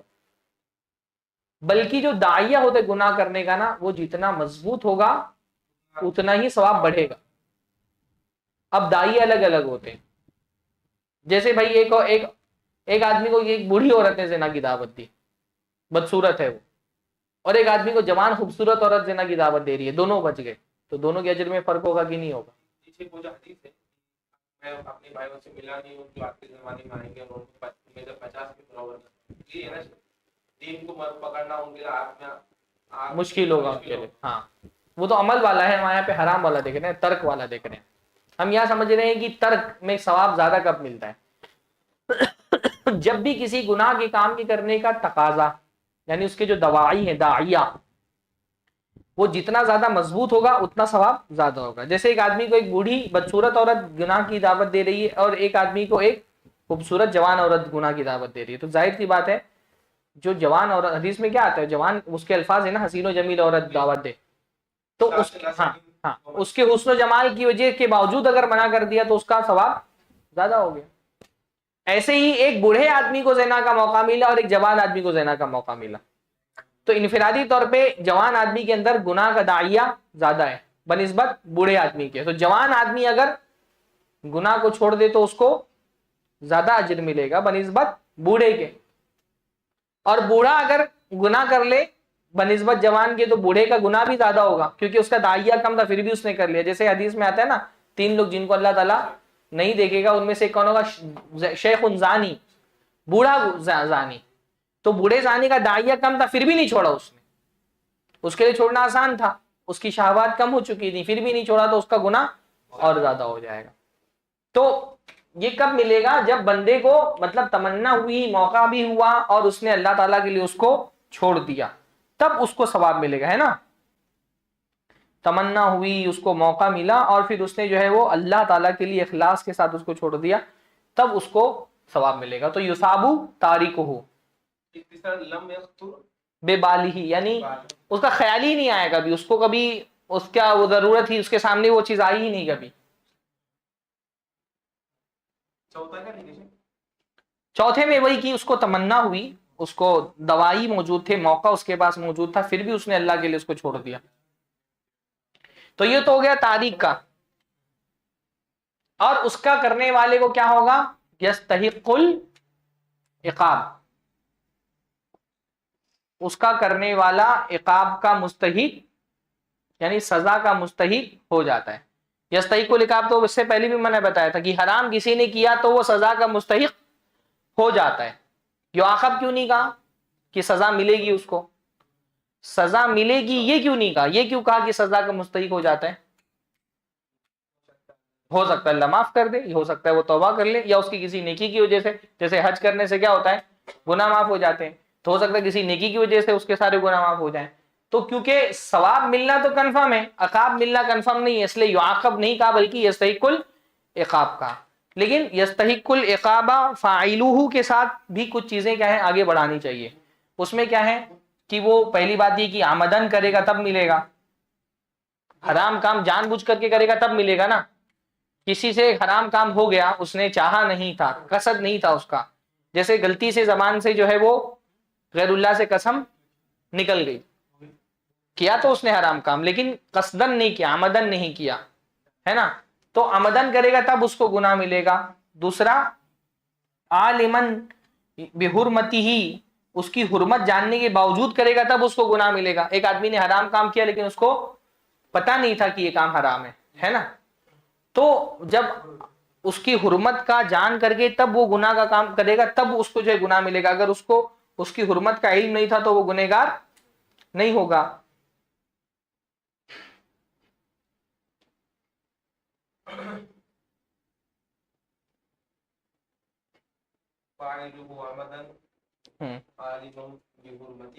ہاں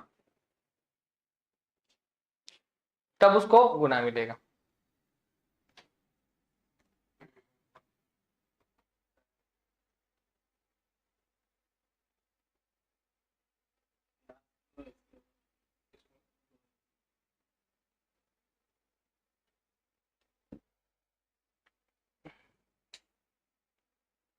وَيُسَمَّى مَحْظُورًا وَمَمْنُوعًا، اور اس کو محظور اور ممنوع بھی کہا جاتا ہے. یہ دونوں سمجھ میں آ گیا نا؟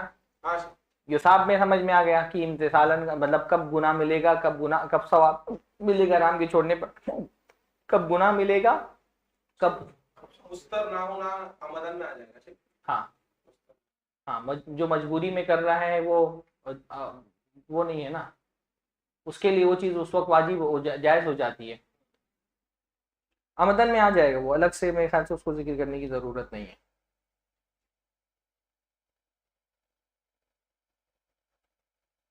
اس پر یہ رہ جائے گا کہ مطلب جان بوجھ کر تو کر رہا ہے پر اس کا اور انڈیویجولی اس کے لیے پھر وہ چیز حرام نہیں رہ جاتی ہے نا، اس وقت اس کا حکم بھی تو تبدیل ہو جاتا ہے. وہ مستر کے لیے حکم تبدیل ہو جاتا ہے، اس کے لیے وہ چیز حلال ہو جاتی ہے. بلکہ ہاں مطلب رخصتی کے باب میں لیکن حلال ہوگی اس کے لیے نا، اس کے لیے وہ اس وقت حرام نہیں رہ گئی.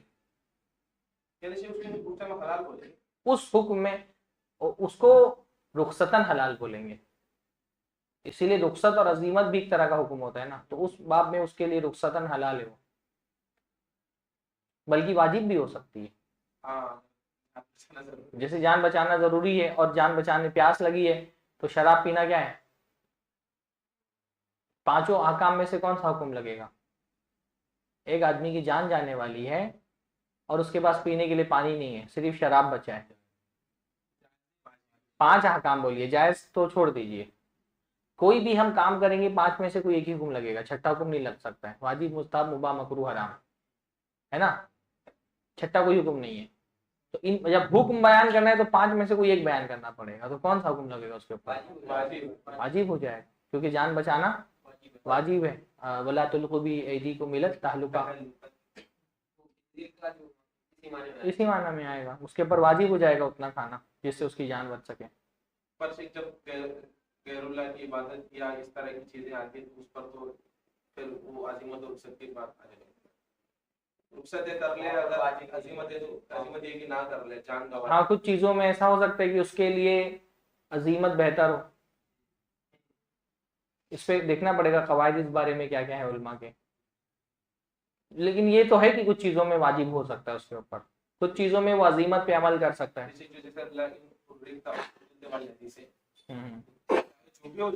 ہاں شرک مت کرو.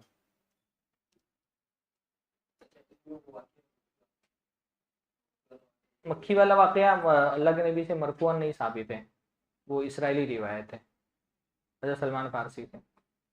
والمحرم لغتاً الممنوع، تو یہ ہم نے دیکھ لیا نا. وَيُسَمَّى مَحْظُورًا وَمَمْنُوعًا، اور اس کو محظور بھی کہا جاتا ہے، ممنوع بھی کہا جاتا ہے، اس کو حرام بھی کہا جاتا ہے، معصیت بھی کہا جاتا ہے. معصیت یعنی گناہ، عصا کا مطلب ہوتا ہے گناہ کرنا. تو کسی کام کے بارے میں کہہ دیا جائے کہ یہ معصیت ہے تو اس کا مطلب کہ وہ حرام ہے. اسی طرح ذنب بھی کہا جاتا ہے، ذنب کا مطلب بھی ہوتا ہے گناہ، ذنوب جس کی جمع آتی ہے. سیئہ بھی کہا جاتا ہے، سیئہ مطلب برائی، تو ظاہر سی بات ہے جس چیز کو برائی کہہ دیا شریعت نے وہ حرام ہے.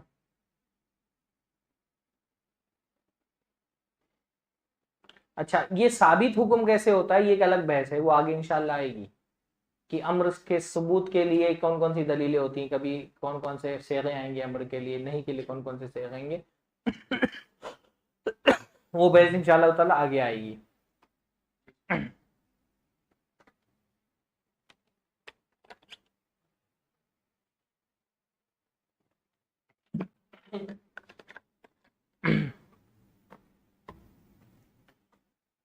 تو یہ تو ہو گیا حرام. اول مکروہ لغتاً المبغض، مکروہ لغت میں کہتے ہیں المبغض کو. بغض کا مطلب ہوتا ہے کسی چیز کو پسند نہیں کرنا، ناپسند کرنا. مبغض جو ہے وہ محبوب کی ضد ہے. محبوب یعنی کوئی چیز پسندیدہ ہو، اس کی ضد کیا آتی ہے؟ مبغض، کی کوئی چیز ناپسندیدہ. تو مکروہ کا مطلب کیا ہوتا ہے؟ ناپسندیدہ. کس کو ناپسند ہو؟ اللہ کو ہے نا، شارع کو ناپسند ہو. تو ایک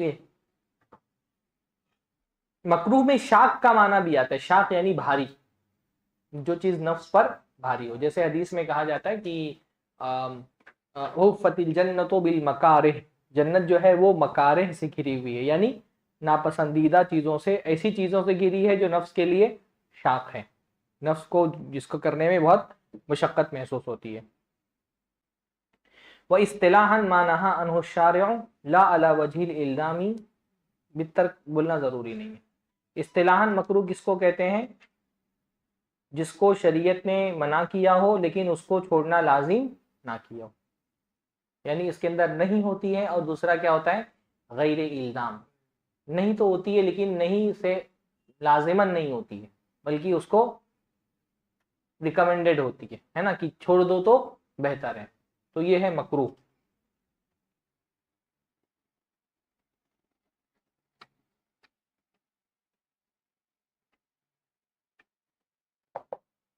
اب مکروہ میں بھی کیا ہے؟ پہلی بات ہے اس کے اندر نہیں ہے، اور دوسرا کیا ہے؟ اس میں غیر الزام ہے۔ اب واضح ہے نا، یہ تو آپ لوگ سمجھ چکے ہیں۔ نہیں آنے سے کیا ہو گیا؟ واجب نکل گیا، مستحب نکل گیا، مباح نکل گیا، ہے نا؟ کیونکہ واجب میں بھی کیا ہوتا ہے؟ امر ہوتا ہے، نہیں ہوتی نہیں ہے۔ مستحب میں کیا ہوتا ہے؟ مندوب میں امر ہوتا ہے، نہیں ہوتی۔ مباح میں بھی، مباح سے بھی منع نہیں کیا گیا ہوتا ہے نا، منع کیا گیا تو مباح نہیں رہ جاتا وہ، تو یہ تو ایسے نکل گیا۔ لیکن ابھی بھی اس میں پھر کیا بچا ہے؟ مکروہ اور حرام بچا ہوا ہے، کیونکہ دونوں میں نہیں ہوتی ہے۔ تو ہم کو کمرے سے اگر حرام کو نکالنا ہے، صرف مکروہ کو باقی رکھنا ہے، تو ہم کو ایک شرط اور لگانی پڑے گی۔ تو شیخ نے کیا کہا؟ لا علی وجہ الزام، اس کو لازم نہ کیا گیا ہو اس کو چھوڑنا، تو اب مکروہ بھی کیا ہو گیا؟ نکل گیا۔ کیونکہ مکروہ میں کیا ہوتا ہے؟ مکروہ کہہ رہا ہوں، اس میں پھر حرام بھی کیا ہو گیا؟ نکل گیا، ہے نا؟ کیونکہ حرام میں تو الزام ہوتا ہے، حرام میں تو لازم کر دیا گیا ہوتا ہے کہ بچنا ہے اس سے، تو حرام بھی اس سے نکل گیا۔ تو یہ تو ہو گیا اس کے اعتراضات۔ اب اس کو بھی دیکھنے کا نا دو طریقہ ہے۔ اچھا، اس کی مثالیں کیا ہیں؟ اس کی مثال جیسے میں نے بتایا تھا، نظر ماننا۔ کوئی آدمی بولے کہ میرے بچہ بیمار ہے، اگر اس کی شفا یابی ہو گئی تو میں 5,000 روپیہ صدقہ کروں گا، شریعت میں اس سے روکا گیا ہے، کیونکہ اللہ تعالیٰ کے ساتھ اس طرح کی ڈیل کرنا اچھی چیز نہیں ہے، عبادت کے جذبے کی منافی ہے۔ پھر اللہ نے اتنا سب کچھ دیا ہے نا، تو ویسے ہی کر، صدقہ کر کے پھر اللہ تعالیٰ سے دعا کرو۔ صدقہ کرنے سے دعائیں قبول ہوتی ہیں، بنسبت اس کے کی آدمی دعا شرط میں اللہ تعالیٰ سے شرط لگائے کہ اللہ تو ایسا کرے گا تو میں کروں گا، تو پسندیدہ نہیں ہے۔ حدیث میں آتا ہے کہ نظر ماننے سے بندے کی تقدیر میں کوئی فرق نہیں پڑتا، لیکن اللہ کیا کرتا ہے؟ بخیل کا مال نکال لیتا ہے۔ ایسی شرط وہی لگائے گا جو بخیل ہے نا؟ تو پسندیدہ تو نہیں ہے، لیکن اگر کوئی مان لے تو اجازت ہے، نظر آدمی مان سکتا ہے، نظر ماننے کی اجازت ہے، پر وہ پسندیدہ نہیں ہے۔ اسی طرح سے استرقا یعنی رقیہ طلب کرنا، ہاں پچھلی بار بتایا تھا نا کہ رقیہ طلب کرنا پسندیدہ نہیں ہے شریعت میں، کیونکہ اس کے کچھ اس میں جو اللہ تعالیٰ یعنی بندے کا جو پھر نا اللہ تعالیٰ سے زیادہ اور رقیہ سے زیادہ اعتماد راقی پر ہو جاتا ہے، اس کے گنجائش کیونکہ رہتی ہے، اس لیے پسندیدہ۔ ایک ہوتا ہے اپنے پر رقیہ کرنا، وہ تو جائز ہے بلکہ ثواب مستحب ہے، دوسرے پر بھی بغیر بولے اس کے مانگے بغیر رقیہ کر دینا مستحب ہے، لیکن دوسرے سے کہنا کہ آپ مجھ پہ رقیہ کرو یہ پسندیدہ نہیں، اس کو چھوڑ دے گا تو بہتر ہے۔ تو اب ہم اس مکروہ میں بھی ہم اس کو دو زاویے سے دیکھتے ہیں، ایک ہے اس کا تارکہ، اور ایک ہے اس کا فاعل، اس کا کرنے والا۔ جو اس کو چھوڑے گا اس کو کیا ملے گا؟ یثاب، اس کو انشاءاللہ تعالی ثواب ملے گا، اور جو اس کو کرے گا لا یعاقب، اس کو سزا نہیں ملے گی۔ یہاں سزا سے کیا مراد ہے؟ سزائے اخروی، ہے نا؟ آخرت میں سزا نہیں ملے گی، لیکن مکروہ کام کوئی دنیا میں کرے گا تو وہ دنیاوی سزا یعنی اس کا ایمان کم ہوگا، ہے نا؟ اور مکروہ چھوڑنے کا جو ثواب ہے اس سے وہ محروم ہوگا، تو دنیاوی طور پہ نقصان تو ہوگا، اس کا اخروی سزا نہیں ملے گی۔ اور مکروہ کے بارے میں بھی وہ امام شاطبی نے وہی بات کہی ہے کہ ایک آدھ مکروہ کام کرے گا تو گناہ آخرت میں نہیں ملے گا، لیکن مطلقاً کوئی مکروہ کام کو اپنی عادت بنا دے گا تو وہ گنہگار ہو جائے گا۔ ٹھیک ہے، تو یہ واضح ہے نا؟ اور یثابوں میں بھی وہی ہے نا کہ اگر اللہ تعالیٰ کے لیے چھوڑے گا تبھی اس کو ثواب ملے گا، غیر اللہ کے لیے چھوڑے گا تو ثواب نہیں ملے گا بلکہ الٹا اور گنہگار ہو جائے گا، یا ایسے ہی چھوڑ دیا لم یخطر ببالی تو بھی اس کو نہ ثواب ملے گا نہ گناہ ملے گا۔ تو یہ تو ہوگی مکروہ کی مثالیں بھی ہو گئی نا۔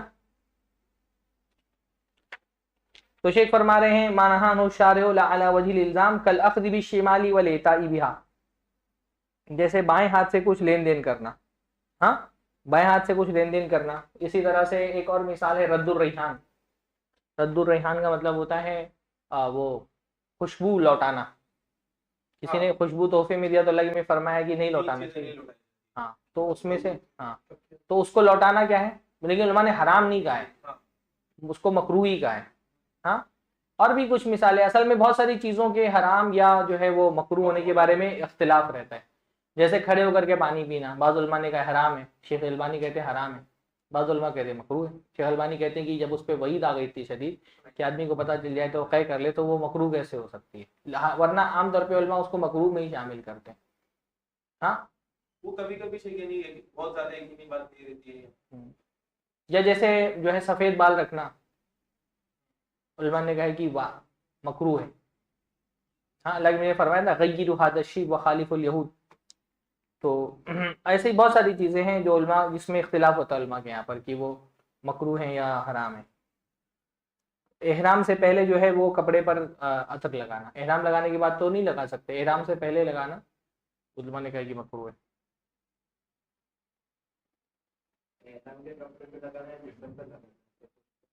ہاں نہیں, احرام باندھ لینے کے بعد عطر نہیں لگا سکتے نا, تو پہلے سے اس کے کپڑے پہ عطر لگا کر کے رکھنے کے بارے میں کہا ہے علماء نے کہ مکروہ ہے وہ.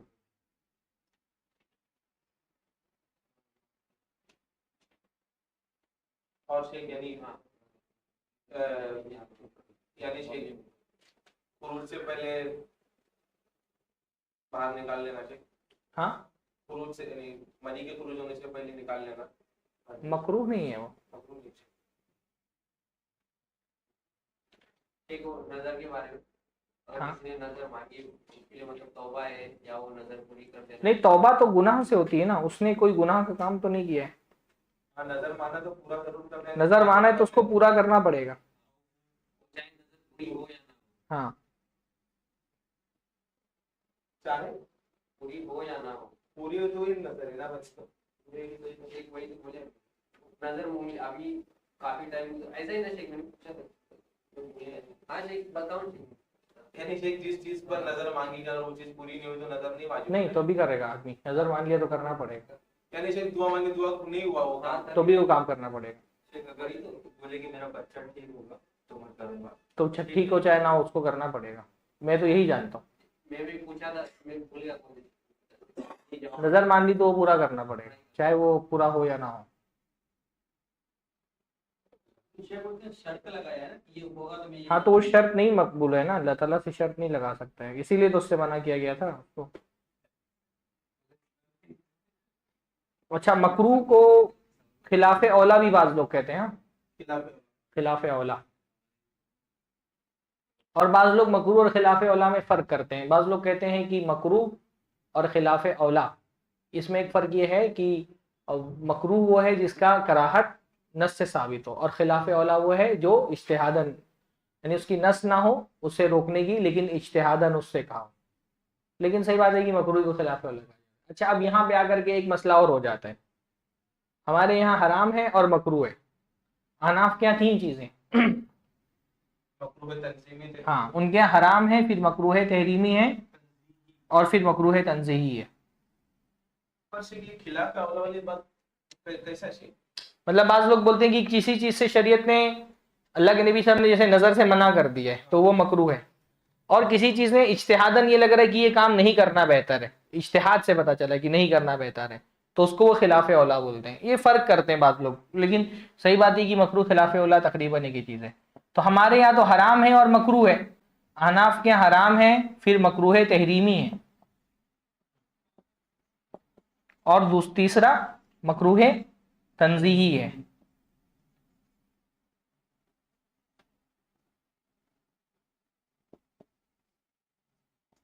اب دیکھو مکروہ, ہم جس کو مکروہ بول رہے ہیں احناف اس کو مکروہ تنزیہی بولتے ہیں, ہے نا. ہم جس کو مکروہ بول رہے ہیں احناف اس کو کیا بولتے ہیں, مکروہ تنزیہی. اب ہم جس کو حرام بولتے ہیں وہ احناف کے حرام دو طرح کا ہوتا ہے. ایک ہوتا ہے جس چیز کی حرمت قطعی دلیل سے ثابت ہے تو اس کو کہتے ہیں وہ حرام ہے. قطعی دلیل سے مراد قرآن, حدیث متواتر اور اجماع، اور جس کی حرمت ظنی دلیل سے ثابت ہے اس کو کہتے ہیں وہ مکروہ تحریمی ہے. اور ظنی دلیل یعنی خبر واحد اور قیاس. تو اب یہاں پہ آ کر کے ان کے یہاں ایک چیز اور اضافی ہو گئی، مکروہ تحریمی. ہم وہی دلیل دیتے ہیں کہ بھائی قطعی دلیل سے ثابت ہو یا ظنی دلیل ثابت ہو، ہے تو وہ حرام ہی. وہ کہتے ہیں نہیں، قطعی دلیل ثابت ہے تو حرام ہے، اور ظنی دلیل ثابت ہے تو مکروہ تحریمی ہے. تب ان کے یہاں ایک چیز کا اور اضافہ ہو گیا. تو ہمارے یہاں کتنی تھی قسمیں؟ 5 قسمیں تھی نا، انہوں نے اس میں اور بڑھا لی، فرض بڑھا دی انہوں نے، اور حرام سے پہلے مکروہ تحریمی بڑھا دی انہوں نے. تو احناف کے یہاں پہ کتنی قسمیں ہیں؟ حکم تکلیفی کی 7 قسمیں. واجب، مباح، مکروہ تنزیہی، مکروہ تحریمی، حرام. حرام، ہاں. اور یہ دلالت کی بنیاد پر کس چیز؟ انہوں نے ہاں ذرائع کی بنیاد پر، دلیلوں مطلب جو اس کے ذرائع ہیں، کس ذریعے سے اس کی حرمت ہم تک پہنچی. اور اس کے خلاف بھی ہماری وہی دلیل ہے کہ بھئی ایک چیز اگر اللہ کے نبی کے زمانے میں حرام تھی تو وہ آج بھی حرام رہے گی. یہ کیا بات ہے کہ اللہ کے زمانے میں تو حرام تھی، پر کیونکہ اس کو کم لوگوں نے روایت کیا تو وہ مکروہ تحریمی ہو گئی، زیادہ لوگوں نے روایت کیا تو حرام ہو گئی. ذریعہ چینج ہونے سے ایک حکم کیسے جو اللہ کے زمانے میں الگ تھا ہمارے زمانے میں الگ ہو جائے؟ ایسا کیسے ہو سکتا ہے؟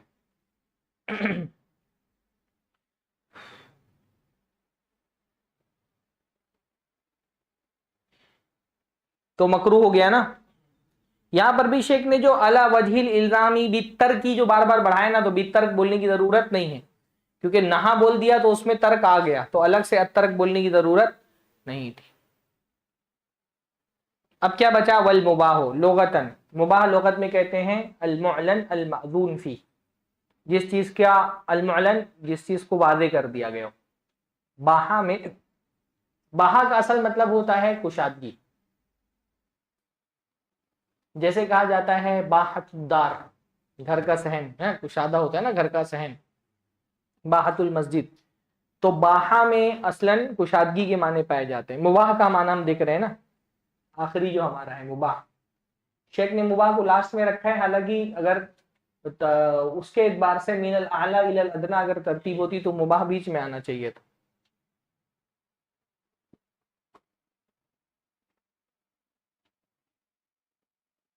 تو مباح میں ایک تو الواسع کے معنی پائے جاتے ہیں، جیسے باحت الدار، باحت المسجد. دوسرا مباح میں المعلن جو شیخ نے کہا، جس چیز کو واضح کر دیا گیا ہو، ظاہر کر دیا گیا ہو.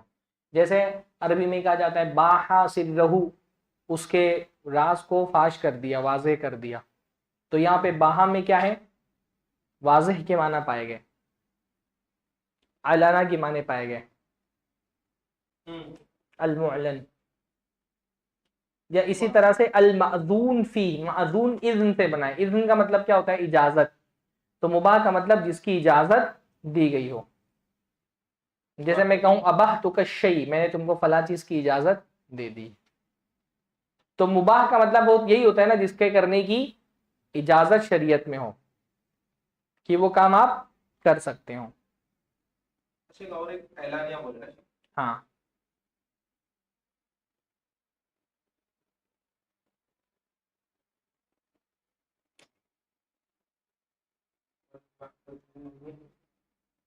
المعلن یعنی جو ایک دم کھلا ہوا ہو، جس کو واضح کر دیا گیا ہو اور جس کی اجازت دے دی گئی ہو. وَإِصْطِلَاحًا مَا لَا يَتَعَلَّقُ بِهِ أَمْرٌ وَلَا نَهْيٌ لِذَاتِهِ، جس سے نہ کوئی امر متعلق ہو نہ نہیں متعلق ہو. ابھی اس کا اعتراض تو بہت آسان ہے نا، اس کے معترضات کیا ہیں؟ اس میں نہ امر ہے نہ نہیں ہے. تو امر ہے تو واجب اور مستحب نکل گیا، اور نہیں ہونی چاہیے تو مکروہ اور حرام نکل گیا. بورڈ یوز کرنے کی ضرورت نہیں ہے نا ابھی. ہاں میں بھی تھک گیا کھڑے کھڑے. تو امر بول دیے تو واجب اور مستحب نکل گیا، اور نہیں بھی متعلق نہیں ہو تو مکروہ اور حرام نکل گیا. تو پھر اکیلے مباح بچا. ما لا يتعلق به امر ولا نهی، جس سے نہ امر متعلق ہو نہ نہیں متعلق ہو. لیکن ایک چیز اور آگے بڑھائی نا، لذاتی ہی، خود اس سے متعلق نہ ہو. یہ لذاتی ہی کیوں بڑھایا؟ کیونکہ مباح کا اپنے آپ میں تو مباح مباح ہوتا ہے، پر ایسا ہو سکتا ہے کہ مباح کسی چیز کا وسیلہ بننے کی وجہ سے اس کے متعلق ہو جائے امر یا نہیں. یعنی جیسے کھڑا ہی ہونا پڑے گا. تو جیسے مباح میں کیا ہوتا ہے, جیسے بھائی سونا, نیند, سونا کیا ہے؟ مباح ہے. نہ سونے کا حکم ہے نہ سونے سے روکا گیا. اصلاً تو یہی ہے نا, نہ سونے کا حکم ہے نہ سونے سے روکا گیا ہے. لیکن اگر ایسا ہو کہ بھائی اگر آپ رات میں جلدی نہیں سوئے, 12 بجے کے بعد نہیں سوئے, تو آپ کی فجر چھوٹ جائے گی. تو 12 بجے سے پہلے سونا آپ کے اوپر کیا ہو جائے گا؟ واجب ہو جائے گا. پر یہ واجب لے ذاتی ہی نہیں ہوا ہے نا, خود نیند پر حکم نہیں لگا ہے. نیند کیونکہ ایک چیز کا وسیلہ بن رہی ہے اس لیے اس پر حکم لگا ہے. ہاں, اس کے وسیلے سے تبدیل ہوتا ہے. اس کے لیے قاعدہ فقہیہ میں قاعدہ آتا ہے الوسائل لہا حکم الغایات. یہ قاعدہ فقہیہ ہے کہ وسائل پر غایات کا حکم لگتا ہے. وسائل یعنی کسی چیز کو اگر آپ, جو مینز ہوتے ہیں نا چیزوں کے, کوئی ذریعہ, تو ذریعے پر نتیجے کا حکم لگتا ہے کہ آپ وہ ذریعہ کس لیے استعمال کر رہے ہیں. اگر کسی چیز کے واجب کا کوئی ذریعہ بن رہا ہے تو وہ ذریعہ فی نفسہ ہی تو مباح ہوگا, لے ذاتی ہی وہ مباح ہے. لیکن ایک چیز کا وسیلہ بننے کی وجہ سے ہو سکتا ہے وہ واجب بھی ہو جائے. بھائی جیسے پاسپورٹ بنانا, الوسائل لہا حکم الغایات. پاسپورٹ بنانا کیا ہے؟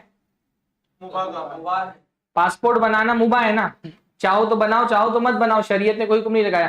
لیکن آپ پر حج پہ جانا واجب ہو گیا, جب تک پاسپورٹ نہیں بنائیں گے آپ حج نہیں کر سکتے. اب پاسپورٹ بنانا کیا ہو گیا؟ فی ذاتی واجب ہوا ہے نہیں نا.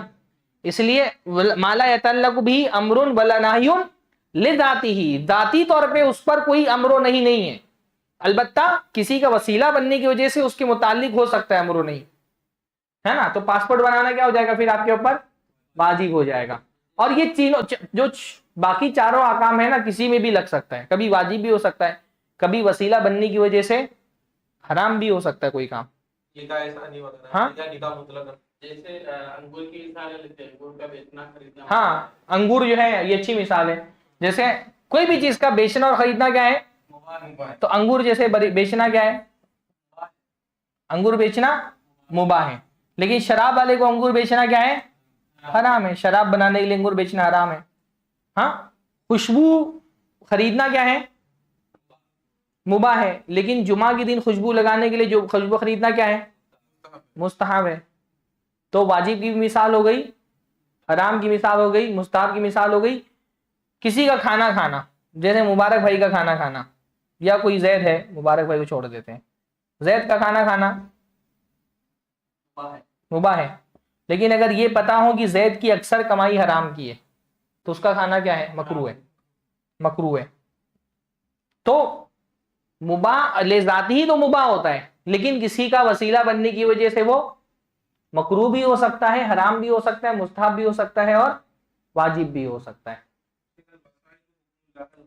الوسائل لہا حکم الغایات, وسائل ان کے لیے غایات کا حکم لگے گا.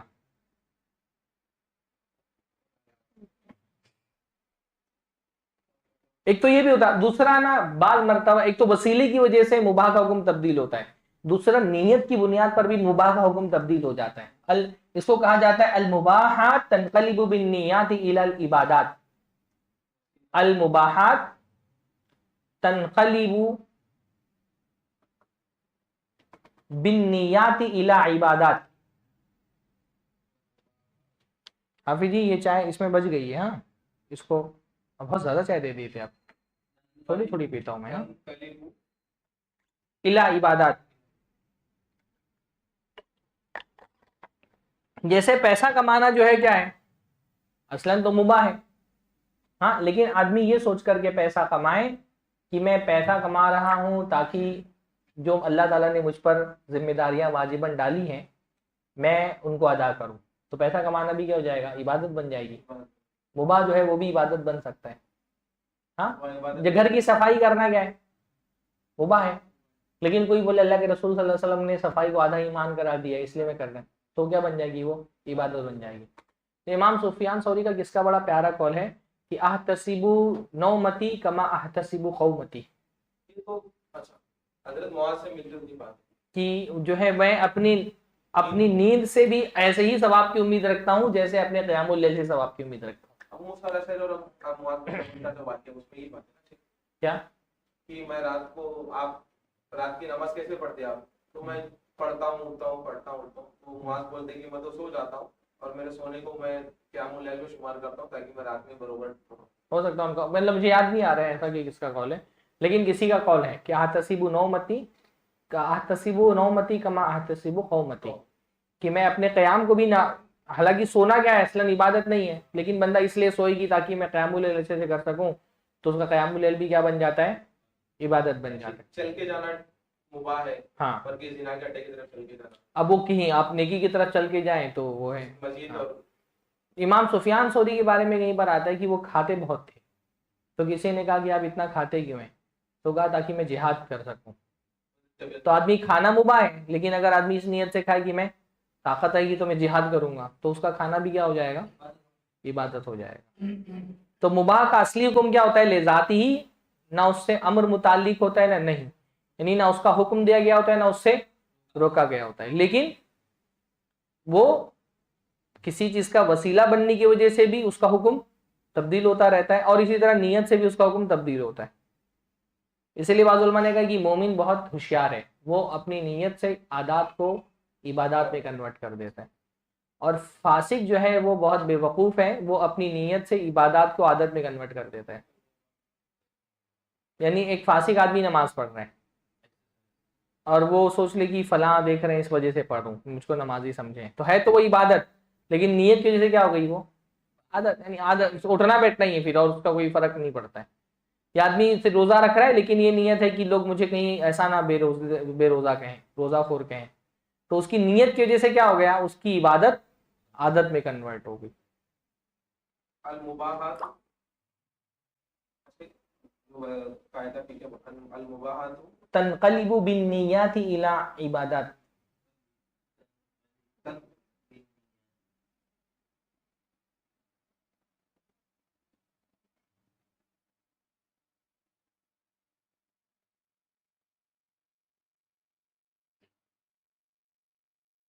اور مباحات شریعت میں بہت زیادہ ہے، مباحات کی کوئی گنتی نہیں ہے. یہ شریعت کی رحمت ہے کہ ہماری شریعت میں مباحات بہت زیادہ ہے.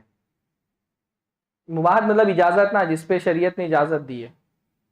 کیا ابھی اسی گھر میں دیکھ لینا کہ اے سی مباح ہے، چشمہ مباح ہے، گھڑی مباح ہے، لیپ ٹاپ مباح ہے، کیمرہ مباح ہے، ٹوپی مباح ہے، کاغذ قلم سب مباح ہے. مباحات بہت زیادہ ہیں. یعنی اسی لیے اصول یہ ہے کہ معاملات میں چیزوں میں اصلاً کیا ہے، اباحت ہے. عبادت میں اصلاً حرمت ہے اور چیزوں میں اصلاً عبادت نے فرمایا وَخَلَقَ لَكُمْ مَا فِي الْأَرْضِ، زمین میں جو بھی ہے وہ تمہارے لیے پیدا کیا ہے. تو یہ اصلاً ہر چیز کیا ہے، مباح ہے. جب تک آپ کسی چیز کے حرمت کی دلیل نہ آئے وہ اصلاً اپنے اصل پر باقی رہے گی. تو شیخ نے فرمایا فَخَرَجَ بِقَوْلِنَا مَا لَا يَتَعَلَّقُ بِهِ أَمْرٌ الْوَاجِبُ الْمَنْدُوبُ كَالْأَكْلِ فِي، اچھا مثال کیا دی، کَالْأَكْلِ فِي رمضان لیلاً، رمضان کی راتوں میں کھانا کھانا. تو کھانا مباح ہے، کھا لے تو اچھی بات، نہیں کھائے تو کوئی گناہ بھی نہیں ملے گا، نہیں کھائے تو بھی گناہ نہیں ملے گا، کھائے تو بھی کوئی گناہ نہیں ملے گا، نہ ثواب ملے گا. تو فخرج بقولنا ما لا يتعلق به امر الواجب والمندوب، جب ہم نے کہہ دیا اس سے امر متعلق نہ ہو تو واجب مندوب نکل گیا، کیونکہ واجب میں امر ہوتا ہے. اور جب ہم نے کہہ دیا ولا نہی تو محرم اور مکروہ نکل گیا. ایک دم آسان ہے. فخرج بقولنا لذاته ما لو تعلق به امر لكونه وسيله للمأمور به او نهي لكونه وسيله منهى عنه. اور ہم نے جو لذاتی کہا وہ کیوں کہا، کیونکہ کبھی اس پر کوئی حکم لگے گا، لیکن کیوں لگے گا، کیونکہ لکونہ وسیلتن، کیونکہ وہ وسیلہ بن رہا ہے، للمأمور بھی، کسی معمور بھی چیز کا وسیلہ بن رہا ہے، یعنی کسی ایسی چیز کا وسیلہ بن رہا ہے جس کا حکم دیا گیا تو اس سے امر متعلق ہو جائے گا. لیکن یہ امر اس لذاتی اس سے متعلق نہیں ہو رہا ہے بلکہ اس کا وسیلہ بننے سے متعلق ہو رہا ہے. او نہی، یا کبھی اس سے نہیں متعلق ہو سکتی ہے لکونہ وسیلتن منہی عنہ، کیونکہ وہ کسی منہی عنہ کا وسیلہ بن رہا ہے. فَإِنَّ لَهُ حُكْمٌ مَا كَانَ وَسِيلَةً لَهُ مِن مَامُورٍ أَوْ مَنْهٍ، تو اس پر وہی حکم لگے گا جس کا وہ وسیلہ بن رہا ہے. اگر مامور کا وسیلہ بن رہا ہے تو مامور کا حکم لگے گا، اور ممنوع کا وسیلہ بن رہا ہے تو ممنوع کا حکم لگے گا. مطلب وہی جو آپ سمجھ گئے ہے نا، واجب کا وسیلہ بن رہا ہے تو واجب ہے، حرام کا وسیلہ بن رہا ہے تو حرام ہے، مکروہ کا وسیلہ بن رہا ہے تو مکروہ ہے، مستحب کا وسیلہ بن رہا ہے تو مستحب ہے، ورنہ اصلاً تو وہ مباح ہے۔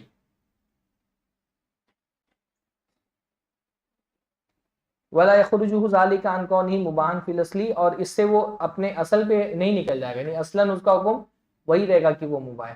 اس کو اگر ہم حرام کہہ بھی رہے ہیں، جیسے جو ہے پانی خریدنا وضو بنانے کے لیے واجب ہو جائے گا بندے پہ اگر اس کی استطاعت میں ہے، تو پانی خریدنا واجب نہیں تھا، پانی خریدنا اصل میں اس کے لیے مستحب ہی تھا، لیکن کیونکہ مباح ہی تھا، لیکن کیونکہ اب واجب ہے وضو بنانا اور وہ پانی خرید کے بغیر وضو نہیں بنا سکتا ہے، اور اس کو ہم بہت ساری چیزیں، اس کو ایک قاعدہ ہم اصول قاعدہ فقہیہ میں بیان کرتے ہیں کہ ما لا یتیم بہ الواجب فہو واجب، جس چیز کے بغیر واجب مکمل نہ ہو تو وہ بھی کیا ہے، واجب ہے۔ تو ایک تو نماز پڑھنا واجب ہے، اب ہر وہ چیز واجب ہو جائے گی جو نماز پڑھنے کے لیے ضروری ہے، ہاں جس سے اس سے جڑی ہوئی ہر چیز واجب ہو جائے گی، وضو واجب ہو جائے گا، وضو کے لیے اگر پانی شرط ہے تو پانی خریدنا، پانی حاصل کرنا واجب ہو جائے گا، حج واجب ہے، وہ بغیر جو ہے وہ پاسپورٹ کے نہیں بن سکتا تو پاسپورٹ بنانا واجب ہو جائے گا۔ ایسے ہی جس حرام چیز سے بچنے کے لیے جن چیزوں کا ہونا ضروری وہ کرنا بھی واجب ہو جاتا ہے نا، جیسے نکاح مستحب ہے، لیکن اگر کسی کے لیے ہے کہ زنا سے نہیں بچ سکتا جب تک نکاح نہ کر لے تو اس کے لیے واجب ہو جائے گا نکاح۔ مباحن فی الاصل، یعنی وہ اپنے اصل میں تو وہ رہے گا ہی نا مباح، اس کا اصلی حکم نہیں تبدیل ہوگا، ہاں لیکن ہم اصلی حکم تو یہی کہیں گے نا کہ وہ اصلاً تو مباح ہے، اس پر جو یعنی پھر اس کو ہم دو پہلو سے کہیں گے کہ اصلاً یہ مباح ہے، وسیلتاً یہ حرام ہے یا واجب ہے یا مکروہ ہے یا مستحب۔ والمباح ما دام علی وصف الاباحہ فانہ لا یترتب علیہ ثواب ولا عقاب، اور مباح جب تک کہ وصف اباحت پہ باقی رہے گا اس کو نہ ثواب ملے گا نہ گناہ ملے گا، یہ کیا اس کا اثر ہے نا، کہ اس کو نہ ثواب ملے گا نہ گناہ ملے گا، کب تک؟ جب اپنی اصل پر ہے، یعنی کسی چیز کا وسیلہ نہیں بن رہا ہے، وہ انڈیویجولی اس کو ہی ہم جب تک دیکھ رہے ہیں تب تک۔ وہ یسمى حلالا وجائزا، اور اس کو حلال بھی کہا جاتا ہے اور جائز بھی کہا جاتا ہے۔ جائز جو ہے نا شریعت میں کبھی کبھی جائز جو ہے وہ فرض کے مقابلے میں بولا جاتا ہے، تب تو جائز کا مطلب کیا ہوتا ہے؟ مباح۔ کبھی کبھی جائز حرام کے مقابلے میں بھی بول دیا جاتا ہے، تو اس میں جائز میں مستحب، مباح اور ہاں واجب، مستحب، مباح، مکروہ سب آ جائے گا جب حرام کے مقابلے میں بولا جائے۔ جیسے کوئی آدمی بول رہا ہے کہ بھائی نماز پڑھنا حرام ہے، تو ہم بولے نہیں بھائی نماز پڑھنا جائز ہے، تمہارا جائز کا مطلب کیا ہے ہماری کہ واجب ہے، تو کبھی کبھی جائز بول کر کے جو ہے اس میں پھر وہ حرام کے مقابلے میں جائز بولا جاتا ہے تو باقی چاروں احکام اس میں آ جاتے ہیں، مکروہ بھی آ جائے گا اس کے اندر، جیسے ہاں نہیں یہ جائز کا بتا رہا ہوں میں، شیخ جائز کا بول رہے ہیں نا کہ مباح کو جائز بھی بولتے ہیں، تو یا حلال جائز بول، کبھی کبھی حلال کا لفظ بھی نا اسی طرح استعمال ہوتا ہے، کیونکہ بولے کہ فلاں چیز حلال ہے، جیسے نماز جو ہے وہ حرام کو ہی بول رہا ہے، تو میں نہیں حلال ہے بھائی نماز، تو وہاں حلال سے مراد واجب ہے، تو کبھی کسی واجب کو، کبھی کسی مکروہ کو، کبھی کسی مباح کو بھی حلال بولا جائے گا۔ اباحت شریعت میں کیسے پتہ چلتی ہے؟ امر و نہیں والا تو ہم لوگ آگے دیکھیں گے، لیکن اباحت والی بحث آگے نہیں آئے گی۔ کسی چیز کا مباح ہونا کیسے پتہ چلتا ہے؟ کسی چیز کے مباح ہونے کی دو صورتیں ہو سکتی ہیں، کبھی کبھی تو شریعت میں نص موجود ہوتی ہے، کسی چیز کے مباح ہونے کی نص موجود ہوتی ہے، جیسے اللہ نے فرمایا احلت لنا میتتان والدمان، ہمارے لیے حلال ہے دو مردہ چیزیں اور دو خون، تو وہاں نص آ گئی حلت پہ، ہے نا کہ حلال ہے تو اس کا مطلب نص آ گئی۔ کبھی کبھی نص موجود نہیں ہوتی ہے، پر جس میں نص آ رہا وہ تو کسی استثنائی صورت پا رہی ہے، وضاحت کے لیے آ رہی ہے، اس میں شبہہ تھا لیکن ہے تو وہ حلال ہی، اصل مباح ہی ہے۔ اور کبھی کبھی کوئی نص موجود نہیں ہوتی ہے لیکن شریعت کے سکوت سے ہم اس کے اباحت پہ دلیل لیتے ہیں، ہاں کچھ بھی نہیں موجود ہے، شریعت نے کچھ بولا ہی نہیں اس کے بارے میں، تو جب کچھ نہیں بولے گی شریعت تو اصل والا قاعدہ فٹ ہوگا یہاں پہ کہ الاصل فی الاشیاء الاباحہ، اشیاء میں اصل اباحت ہے۔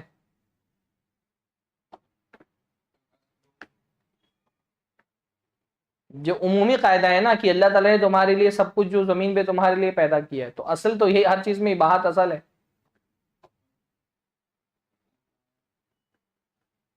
انگڑائیاں آنے لگی ہیں تو میرے خیال سے ختم کرنا چاہیے یہاں پہ.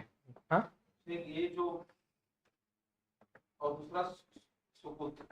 ہاں نہیں شیخ جو آپ سکوت تو مباح ہو گیا ایک دم, وہ پر سکوت میرے خیال سے اصل ہے, مباح ثابت ہونے کے لیے اصل سکوت ہے. زیادہ تر چیزوں میں سکوت ہوگا, کچھ چیزوں میں نس ہوگی. ہاں. نس عام طور پہ ان چیزوں میں ہوتی ہے نا, جیسے اب جیسے اللہ نے فرمایا اذا حللتم فاصطادوا, جب تم حلال ہو جاؤ تو شکار کرو. تو اب وہاں پہ کیونکہ پہلے منع کر دیا تھا نا, تو اب وہ بتانا ضروری کہ اب یہ مباح ہو گیا ہے, حلال ہونے کے بعد شکار کرنا مباح ہو گیا ہے. اس لیے اصول ہے منع کے بعد جب امر آتا ہے تو وہ اباحت کے لیے ہوتا ہے, کیونکہ پہلے منع تھا نا, حالت حرام میں شکار کرنا منع تھا, پھر کہا کہ اب جب حلال ہو جاؤ تو شکار کرو. ابھی کوئی بردر آ کر کے قرآن پڑھے بولے دیکھو اب تک علماء نے یہ بات چھپا کے رکھی تھی, اللہ تعالیٰ نے کہا ہے کہ حلال ہونے کے بعد شکار کرو, تو یعنی حلال ہونے کے بعد شکار کرنا پڑے گا. اب بظاہر تو وہ امر ہے, اس میں حکم ہے, پر وہ امر کس کے لیے ہے؟ اباحت کے لیے. امر کبھی کبھی امر آتا ہے اور جس چیز کے لیے امر دیا گیا ہوتا ہے وہ واجب ہوتی ہے, کبھی کسی چیز کے لیے امر آتا ہے اور وہ چیز مستحب ہوتی ہے, کبھی امر آتا ہے اور وہ چیز مباح ہوتی ہے, کبھی امر آتا ہے اور وہ چیز حرام بھی ہو سکتی ہے. جسے فمن شاء فلیؤمن ومن شاء فلیکفر, جو چاہے وہ کفر کرے. یہاں پہ فلیکفر آیا ہے, یعنی غائب کا صیغہ ہے نا, اختیار دے دے اللہ. ہاں امر غائب کا صیغہ ہے, تو وہاں پہ مطلب توبیخ کے لیے آیا ہے امر. امر کبھی کبھی توبیخ کے لیے آیا ہے, توبیخ کے لیے بھی آتا ہے. تو کبھی کبھی ایسے نص سے کسی چیز کو بھی, جیسے اذا قضیت الصلاۃ فانتشروا فی الارض وابتغوا من فضل اللہ, جب نماز اذان دے دی جائے تو زمین پہ پھیل جاؤ, اللہ کا فضل تلاش کرو. تو یعنی اباحت ہے وہ, اس میں کوئی یہ نہیں بول سکتا کہ جمعہ کے بعد مسجد میں نہیں رہ سکتے, پھیلنا ہی ہے زمین پہ, نہیں بول سکتے نا. ہاں کچھ لوگ, وہی تو بول رہا ہوں کہ جو نہیں, اصول اسی لیے تو ہم پڑھتے ہیں تاکہ ہم ان کو جمعہ کے بعد یعنی لوگ اثر کے بعد درس وغیرہ رکھتے ہیں, تو جو جمعہ کے دن اللہ بولتا ہے کہ جمعہ خدا پڑھ لے, جاؤ تلاش کرو, لوگ اثر کے بعد درس رکھتے ہیں. نہیں, ایسا نہیں کہیں گے. جمعہ سے پہلے درس رکھنا منع ہے حدیث میں, جمعہ سے پہلے مسجد میں اجتماع منع ہے. فجر میں درس نہیں ہوتا جو عام درس ڈیلی ہوتا ہے. ہاں نہیں رکھنا چاہیے, نہیں رکھنا چاہیے, منع ہے حدیث کے اندر. اس سے جمعہ کی اہمیت کم ہو جاتی ہے. یہ جو حناف کرتے ہیں نا جمعہ کے خطبے سے پہلے, اباحت کے تعلق سے اور کوئی بات ہے؟ بس اتنا کافی ہے میرے خیال سے, اور تو ایسی کوئی بات بچی نہیں ہے اپنی. یہ مسائل جیسے اذان, جیسے فرض نماز کی اذان اور نماز کے بیچ میں بات کرنا, اذان اور نماز کے بیچ میں بات بالکل کر سکتے ہیں. اللہ کے حدیث میں آتا ہے کہ اللہ کرنا ہو, کوئی کام کرنا کر سکتے ہیں. ہاں اس کے کچھ احکام ہیں, ان کا خیال رکھنا چاہیے. جیسے اگر مسجد میں ہے تو باہر نہیں جانا چاہیے, منع ہے حدیث کے اندر کہ مسجد کے باہر نہ جائے, سوائے اس کے کہ کسی اور مسجد میں نماز پڑھنے کا اس کا ارادہ ہو. اذان ہو گئی ہے, مسجد میں ہے, تو مسجد کے باہر نہیں جانا چاہیے. باقی مسجد میں رہ کے بات چیت کر سکتا ہے, کام بھی کر سکتا ہے. ایک حدیث میں آتا ہے کہ اذان ہو گئی اور اقامت کا ٹائم ہوا تو کوئی اللہ کے نبی سے ملنے کے لیے آ گیا, تو اللہ کے نبی اس سے بات کرنے لگے, اتنا دیر بات کرنے لگے کہ صحابہ کرام کو نیند آنے لگی, مطلب اونگنے لگے صحابہ. پھر بعد میں اللہ کے نبی نے اقامت کہہ کر کے نماز پڑھی, کافی دیر تک اللہ کے نبی بات کرتے رہے اس سے. جو اقامت سے پہلے یا بعد میں جو سب بندی کروانے کے لیے جو بولتے ہیں وہ بھی تو بات چیت ہی ہوئی, وہ بھی اقامت شرط ہے, مطلب اقامت دے تو پورا نماز پڑھنا شرط ہے, یا اقامت کے بعد بات چیت کی جا سکتی ہے. اقامت کے بعد اقامت ہو گئی ہے, نماز کے لیے اقامت دی جائے, اب اس کے بیچ میں بات اتنی لمبی بات نہیں کرنا چاہیے کہ طویل ہو جائے معاملہ, یعنی بہت لمبا فاصلہ نہیں کرنا چاہیے. کوئی ضرورت ہو تو بات کر سکتے ہیں, ایسا نہیں کہ حرام ہو گیا, کیونکہ گفتگو حرام تو تکبیر تحریمہ کے ساتھ ہی ہوگی, لیکن بہت لمبا گفتگو نہیں کرنا چاہیے میرے خیال سے, کیونکہ اقامت کا مطلب ہی ہوتا ہے کہ نماز کھڑی ہونے جا رہی ہے. قد قامت الصلاۃ آپ نے اس میں بولا ہے کہ نماز کھڑی ہو چکی ہے, تو اس میں پھر لمبی بات نہیں کرنا چاہیے میرے خیال سے. لیکن ایسا نہیں کہ کچھ بول نہیں سکتا ہے, حرام ہے. امام کے مسئلے پہ آنے کے بعد اقامت بولنا ہے, یا امام کو دیکھ لے تو اقامت بولنا شروع کر سکتے ہیں. حضرت بلال تو غالباً ایسا ہی کرتے تھے, اللہ کے نبی کو دیکھ کر کے اقامت کرتے تھے. لیکن یہ مسئلہ اور دیکھ لیتا ہوں میں ایک بار. امام کون ہے پتہ نہیں، انسان ایسی مطلق اقامت بول دے. نہیں مطلق اقامت نہیں بول سکتا. پتہ ہی نہیں کون ہے، بس میں بول رہا ہوں ٹائم ہوگا تو میں بول دوں. نہیں ایسا تھوڑی چلے گا. اب یہ ہے کہ بھئی ہمارے یہاں پہلے گھڑیاں نہیں ہوتی تھیں تو لوگ یہ ہوتا تھا کہ لوگ پیدا پہنچ جائے تب. نقلی صدقہ میں سب سے افضل اس کے بعد آپ عوام میں مسجد. نفلی صدقہ میں افضلیت کے الگ الگ پہلو ہوتے ہیں. اگر تعلقات کے حساب سے دیکھیں تو تعلقات میں سب سے افضل نفلی صدقہ اپنے رشتہ داروں پہ ہے. رشتہ داروں میں جو جتنا قریب ہے، جیسے ماں کو صدقہ دینا باپ کو دینے سے افضل ہے، باپ کو صدقہ دینا بھائیوں کو دینے سے افضل ہے. ایک تو تعلقات ہوتا ہے. دوسرا ہوتا ہے احتیاج. احتیاج یعنی ضرورت. تو جس کی ضرورت زیادہ ہے اس کو ثواب دینے کا زیادہ ثواب ہے. ایک آدمی بھوکا مر رہا ہے تو اس کو صدقہ دینے کا ثواب زیادہ ہے بنسبت ایک آدمی کی جو خوشحال ہے. تیسرا ہوتا ہے کہ جو آپ صدقہ دے رہے ہیں اس کا استعمال. تو جیسے ایک عالم کو آپ صدقہ دے رہے ہیں اور آپ کے صدقے سے وہ فائدہ اٹھا کر کے دین کا علم عام کر رہے ہیں، اور ایک عام آدمی کو صدقہ دے رہے ہیں تو عالم اس حساب سے عالم کو، جیسے اللہ نے فرمایا، یا جیسے ایک نیک آدمی کو آپ صدقہ دے رہے ہیں تو آپ اس کو صدقہ دے رہے ہیں، اس کی خوشحالی آ رہی، وہ عبادت کر رہے ہیں.